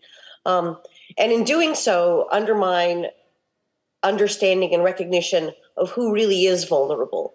And again, raising concerns of justice. So are our conceptions of vulnerability vulnerable, that's ironic, to perpetuating stereotypes, like, for example, women and children, who in a given context may not necessarily be the people who ought to be most concerned about. A third sort of question that I hear coming out of this is, to what extent do we fall prey to seeing vulnerability as a property of individuals? So, for example, people with disabilities or people of color, or even a result of behavior like drug use. And in thinking about it as a property of individuals, do we divert attention from the ways in which vulnerability is socially constructed? And in other words, is a matter of background conditions, very often conditions of injustice, like racism, immigration policies, legal barriers, and the like. So it isn't just that people who, going back to Elena, for example, their drug use makes them vulnerable, but it's a whole range of social policies that exacerbate that vulnerability. So we don't want to pathologize the individuals. Instead, we want to put them in a social context and think about the ways in which vulnerability is created and perpetuated. And so then the worry of that, right, is that we overlook the roots of vulnerability and not only may cause harm and make matters worse for people. I think Dima's example of the small farmer and trying to help the small farmer, and in doing that, you may actually end up benefiting agribusiness. So do we make matters worse for the people we're trying to help, and then also not formulate effective and sustainable responses? Two last questions. Are we at risk of perpetuating, or do we have an undue emphasis on an acute crisis response? And in doing that, are we overlooking relevant histories? For example, histories of imperialism, which I think is really relevant to thinking about Ukraine and Russia. So in thinking about an acute crisis response, are we overlooking a relevant history? And are we overlooking opportunities for structural interventions that would help generate more sustainable resolutions and help address long-term inequities, especially health inequities, the thing that I'm particularly concerned about? And this is a really hard one because it raises questions about the boundaries of responsibility for humanitarians. Typically, we think about humanitarians as being responsible for acute intervention, response to emergency, or response to a crisis. But more and more, we recognize that that is ultimately going to be ineffective in solving people's problems. I mean, I could go on about the one thing I know more about than Ukraine, and that's Haiti being a protracted chronic crisis, not something that's just a problem when there's a tsunami. So, we need to be thinking about what are the responsibilities of humanitarians in a context where more and more is being asked of them, because particularly with migration problems, destination countries are not doing their part. So humanitarians are being asked to shoulder a burden that is not theirs. But I say burden, I mean carry responsibilities that are not theirs. And then finally, are the ways that we think about vulnerability, is there a tendency there to perpetuate a kind of victimization of people and deny their agency? And in doing that, not see them as people who have contributions to knowledge, contributions for humanitarians to help understand who is vulnerable, how to most effectively respond to their needs when in interventions. In philosophy, we call this epistemic injustice. denying people as knowers or not treating them seriously as having people with knowledge to contribute to a solution for, of a problem or the diagnosis of a problem. So I think those are the 5 big questions that come out of the panelists' comments. And what it leads me to want to try to recommend is that we think about vulnerability in a way that is both pluralist, recognizing that there are inherent vulnerabilities, there are situational vulnerabilities, there are structurally induced vulnerabilities, and those things intersect and are incredibly dynamic. So pluralist conception of vulnerability, and also a process-oriented conception of vulnerability, because it will always change. The same people will not continue to be vulnerable. And in any given context, the situation is fluid. So we need less of a patterned, rigid kind of conception of vulnerability. And I'm not suggesting you all are deploying that, but what I really want to underscore is that we need a more pluralist, fluid, or process-oriented way of thinking about vulnerability and deploying it on the ground. Thank you so much, Lisa. I will not try to summarize what you just said. I don't think I'm capable of doing that. Elena, we are starting a second round of questions. I will try my guest to be answering in like 2 minutes maximum, so we can still have time for questions for the audience. Elena, can you share your observation on Ukrainian civil society or key population when they are taking up emergency response, and what would be your recommendation to humanitarians? There's plenty of them in the room. Yeah, well, if you notice, key populations in itself has the connotations of not just being passive beneficiaries and recipients of support. We call them key population also because they play a very big role in shaping up the response, in checking the needs and monitoring the needs, and in being vocal about the needs. And what I would like to suggest, because still HIV response and humanitarian sphere are very close, but they are a little bit parallel.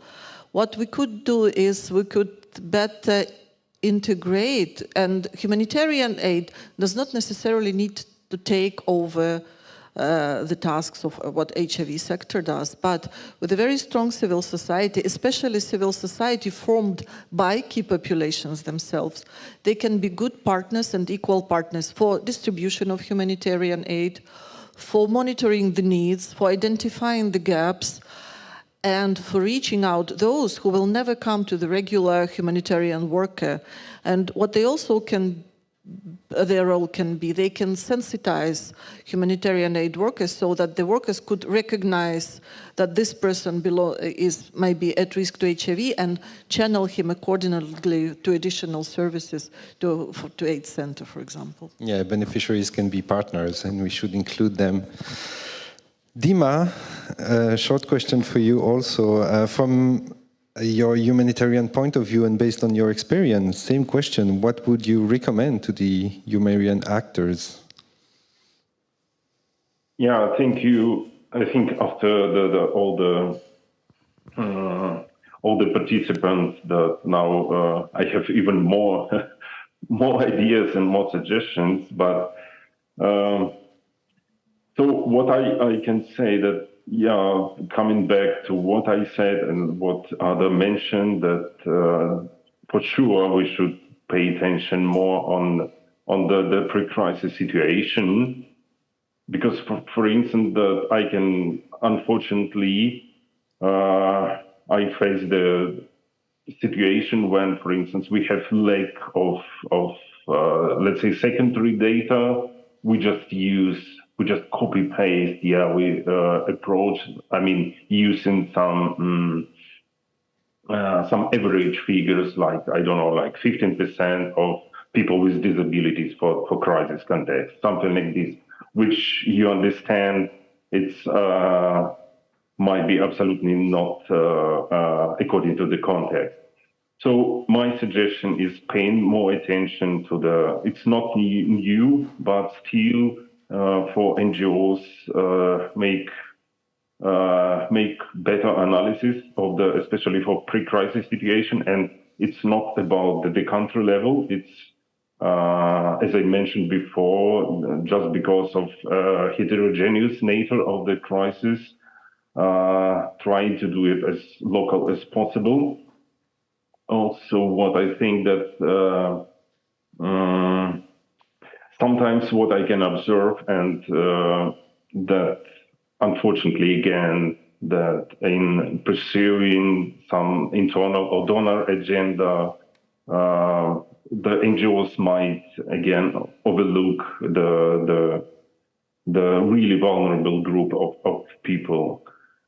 And maybe also in this regard, my suggestion, if, for instance, according to the cases that I provided examples, if you, I understand that, for instance, multi-sectoral approach, the needs mostly require multi-sectoral approach, multi-sectoral assistance, but at the same time, if you feel lack of expertise or regarding some particular marginalized group, I think it's good to seek advice or seek cooperation with other NGOs who has particular specialization, particular expertise in this area. And probably the last what came to my mind during this last hour, I think it might be also a good idea to put this discussion on the country level, I mean, within the humanitarian society in Ukraine. I think it would be beneficial trying also to launch this discussion within humanitarian NGOs in Ukraine. Thank you. Thank you. Thank you so much, Dima. Going back to the room, Zainab, so each context, of course, is different, but what do you think, from your research on Ukraine, could we generalize, and how could it be helpful to other situations and other crises in the world? Thank you. I know we only have 2 minutes, so I'll try to keep this as succinct as possible. I mean, there's a lot that can be generalized, and none of this is unique to Ukraine. For example, the Roma community faced extreme levels of discrimination during the Kosovo war and access to humanitarian aid during that crisis. But I think the general point that can be generalized from this is that narratives are not unique to Ukraine, right? Ukraine is not the first crisis in which narratives have been used. Where they differ slightly is that in the case of the Ukraine crisis, Ukrainian refugees, some portion of the refugees from Ukraine, have been presented in a positive light, and that has had somewhat positive policy implications. When you compare that, obviously, to the so-called migrant crisis and the depiction of refugees from the Middle East and Africa, and that was portrayed in a very negative way, that then had negative consequences in the way that we both see and that we treat refugees from those parts of the world. And finally, I think that when we talk about some of these issues, I think the sector often refers to them as inclusion. But what is often missing from the humanitarian sector's conversations around inclusion is the link between inclusion and rights. HPG last year published a paper in which essentially they argued that a lot of times inclusion looks at, program effectiveness and meeting needs, which is good, which is the quantifiable part. But what it does, it decouples inclusion from rights. And when you do that, you decontextualize vulnerabilities, you decontextualize how people become included or become excluded. And they focus more on the symptoms rather than the causes. So in that sense, by creating that artificial sort of separation between the humanitarian crisis and the broader context in which it's situated, it creates, for I think, a very, very one-sided story.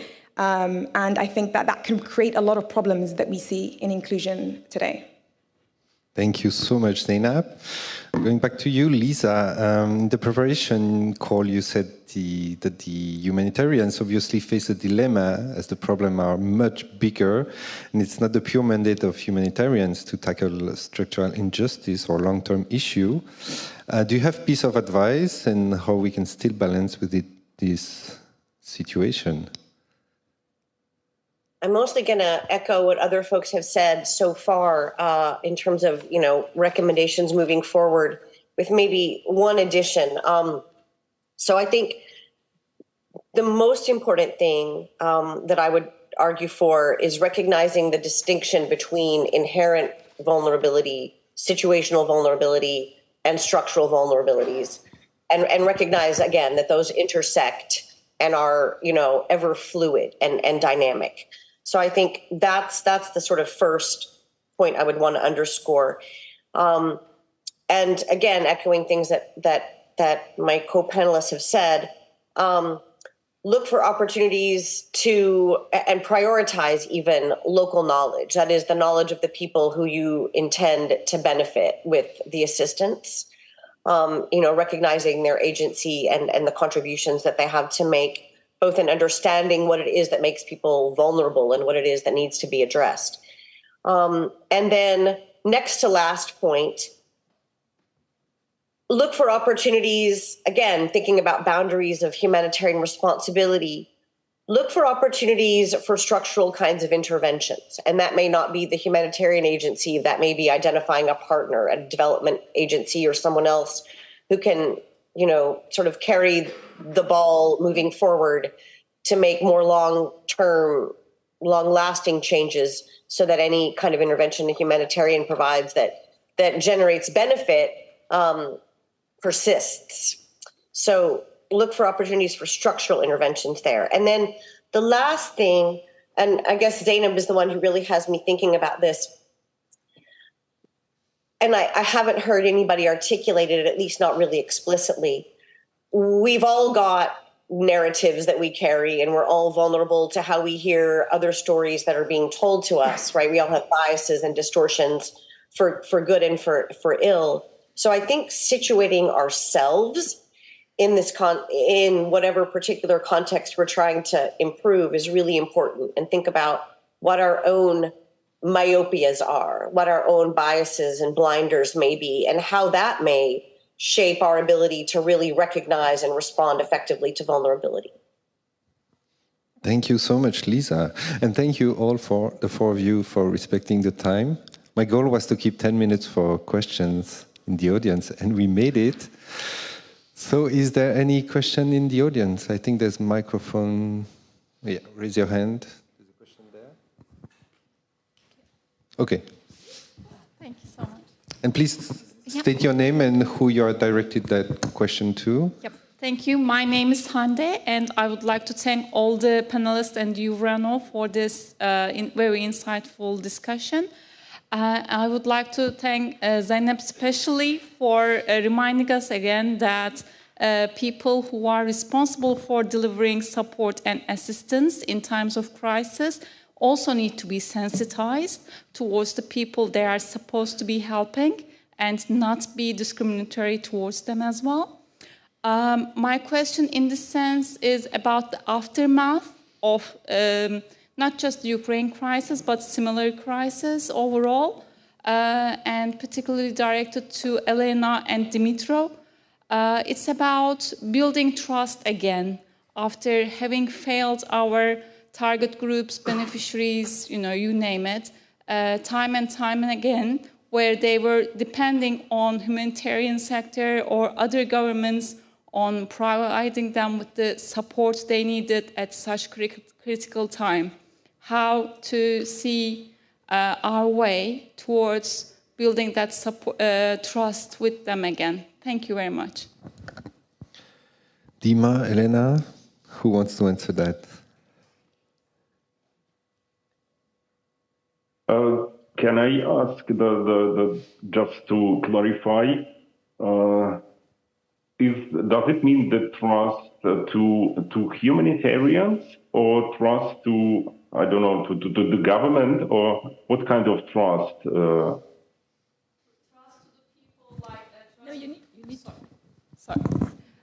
Trust with the Roma community you've been working with, and trust with the HIV or LGBT community who were depending on these similar services or support in these difficult times. Thank you. So, really difficult question. Yeah. So I think that first of all, I think it's better later than never. Yeah, it's never late to.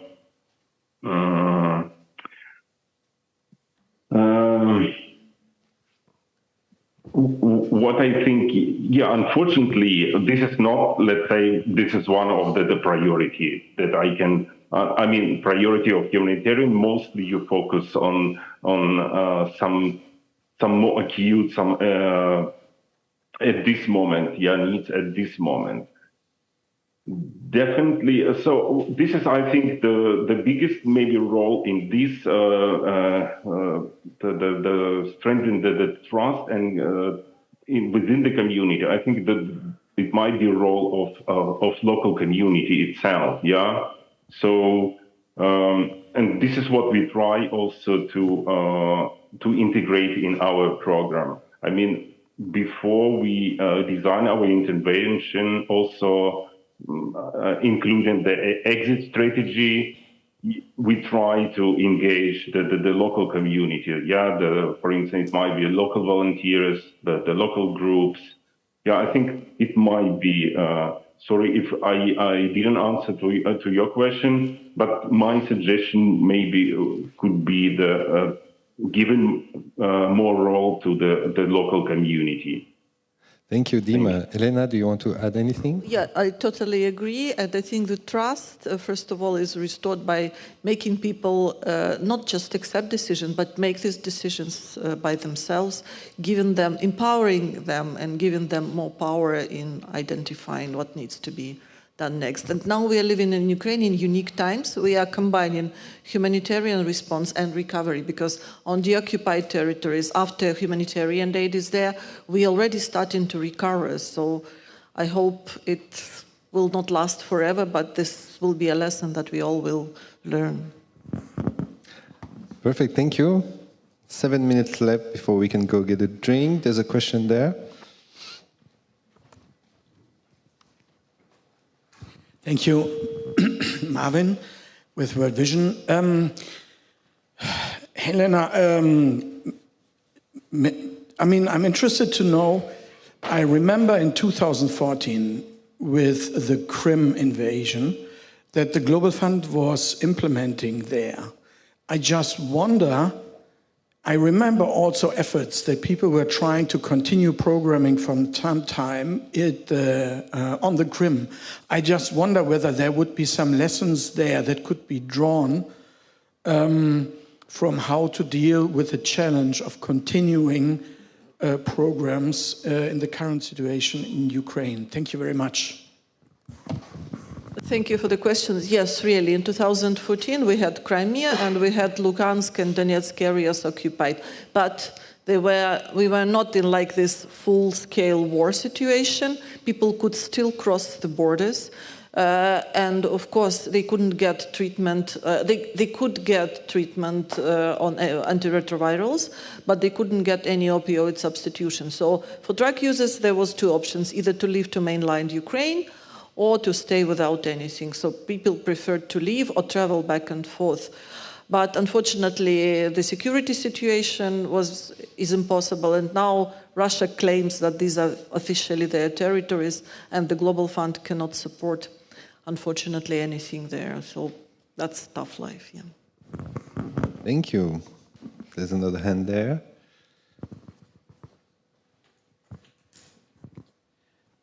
Yes. Hello, yeah, Sonia from MDM Spain. My question, actually, or comment, is related to the funding situation for Ukraine crisis. I think we are all aware that as compared to other crises, Ukraine has been quite relatively well funded, especially at the beginning of the conflict. But as with other crises, all the crises, this will change, unfortunately, and that actually some are already expecting to cut the budget for Ukraine by half next year. And actually we are seeing more and more donors also requesting us to basically shift from a kind of blanket coverage of needs that most probably actually left the most vulnerable populations actually out of this support, and may actually force us to prioritize by looking at these more vulnerable groups. So I know that this is a horrible word that we don't like to use in the humanitarian sector, but I'll still use it, which is the opportunity. Do you think that this kind of reduction in funds and in general in other crises, let's say relatively lower funds, are an opportunity and for these more vulnerable groups to be kind of prioritized, especially because we can't support everyone? Thank you. And who do you want to answer that? You can choose. I can't choose. All the panelists are great. So okay, who wants feels to like answer that question? If you don't mind, I can Go ahead. Try. Yeah. So I would say this is pretty clear that with the time the amount of funds will be reduced, and this is what we observed. After 2014, yeah. At the same time, I don't think that it will somehow has significant impact on the humanitarian situation. First of all, what I again compare with that time after 2014, I think that the new donors would come. It also will mean that a lot of currently the NGO who is currently providing assistance might be go from Ukraine. And of course, also the nature of needs with time, I think will become less acute. Less so-called like blanket, the coverage, less life-saving assistance, and more development. So this is what we observed in Eastern Oblast when, as I mentioned, for instance, the new donors came with the more development funds. Thank you. Thank you, Dima. I think there was a question there. Don't know where the microphone is. Okay, it's coming. Yeah, thank you. Nancy Balfour from the Center for Humanitarian Change in East Africa. We've been focusing on Ukraine, on this issue of perpetual structural injustices, but just wanted to remind everyone that this is a problem that goes way beyond Ukraine, and many of us work in countries which have tribal or clan-based injustices, and it's extremely difficult to deal with that. What I'd like to ask the panel is, one of the reasons that these are structural injustices is because of the power dynamics in a particular country. And that's often that the government has policies that discriminate against particular groups. And we were talking about HIV, we're talking about the Roma, we're talking in East Africa, we're talking about particular clans and tribes that are marginalized by the government. So how do we as humanitarians kind of overcome that structural injustice when the governments that we're working with, and we often are, despite our independence, working with the governments, when they actually don't want to talk about it because they don't recognize or are unwilling to acknowledge their own biases and injustices? How do we overcome that? Thank you. I think this is a great question to wrap up also. Maybe Zainab, you want to say something, and then Lisa, as a final word? Sure. I think there are different ways to do it.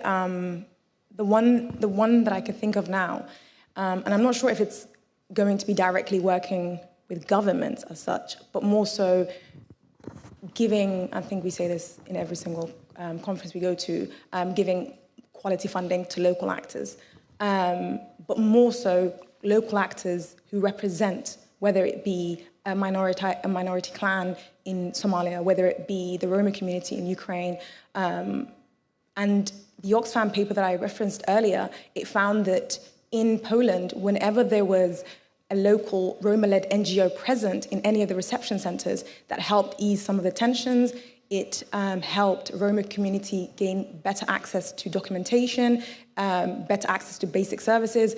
So I'm not sure if that answers your question, but I think making sure that we are able to get good quality funding to those people who both represent and understand the marginalized communities. Thank you so much. Lisa, do you want to react to that? Well, I agree absolutely with what Zainab said, and that's the thing that I would have really emphasized as well.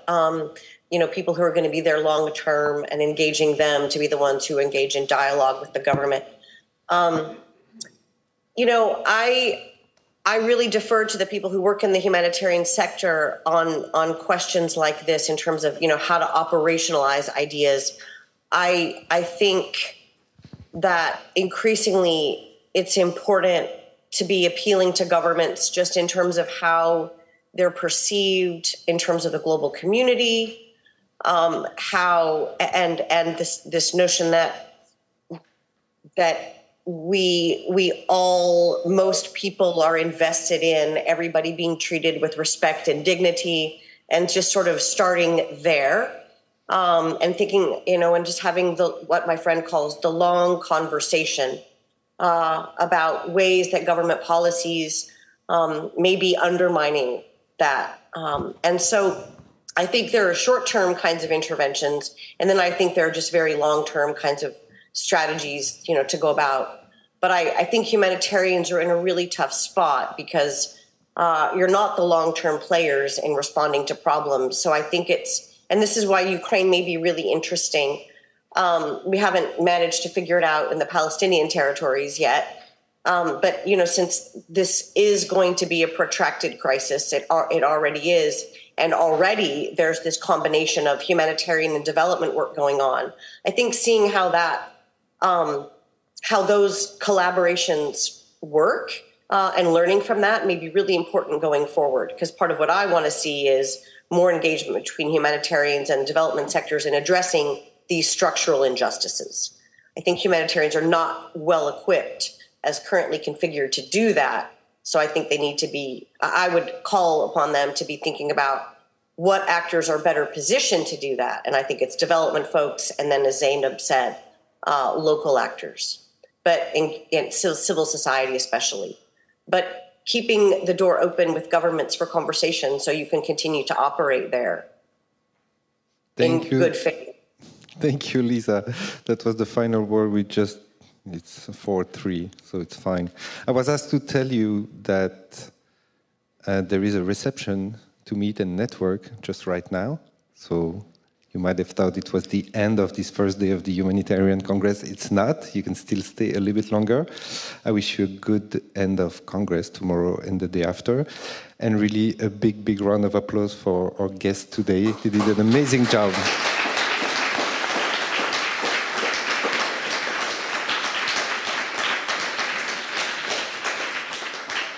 And thank you, Dima and Lisa, for joining online. Lisa, enjoy your breakfast. I think it's time now. Thank you for having us. It was lovely. And I'm sorry we can't join you for drinks. Yeah, thank you. Thank you for inviting. And next time, definitely, I will try to come in person. Perfect. Thank you. Bye-bye.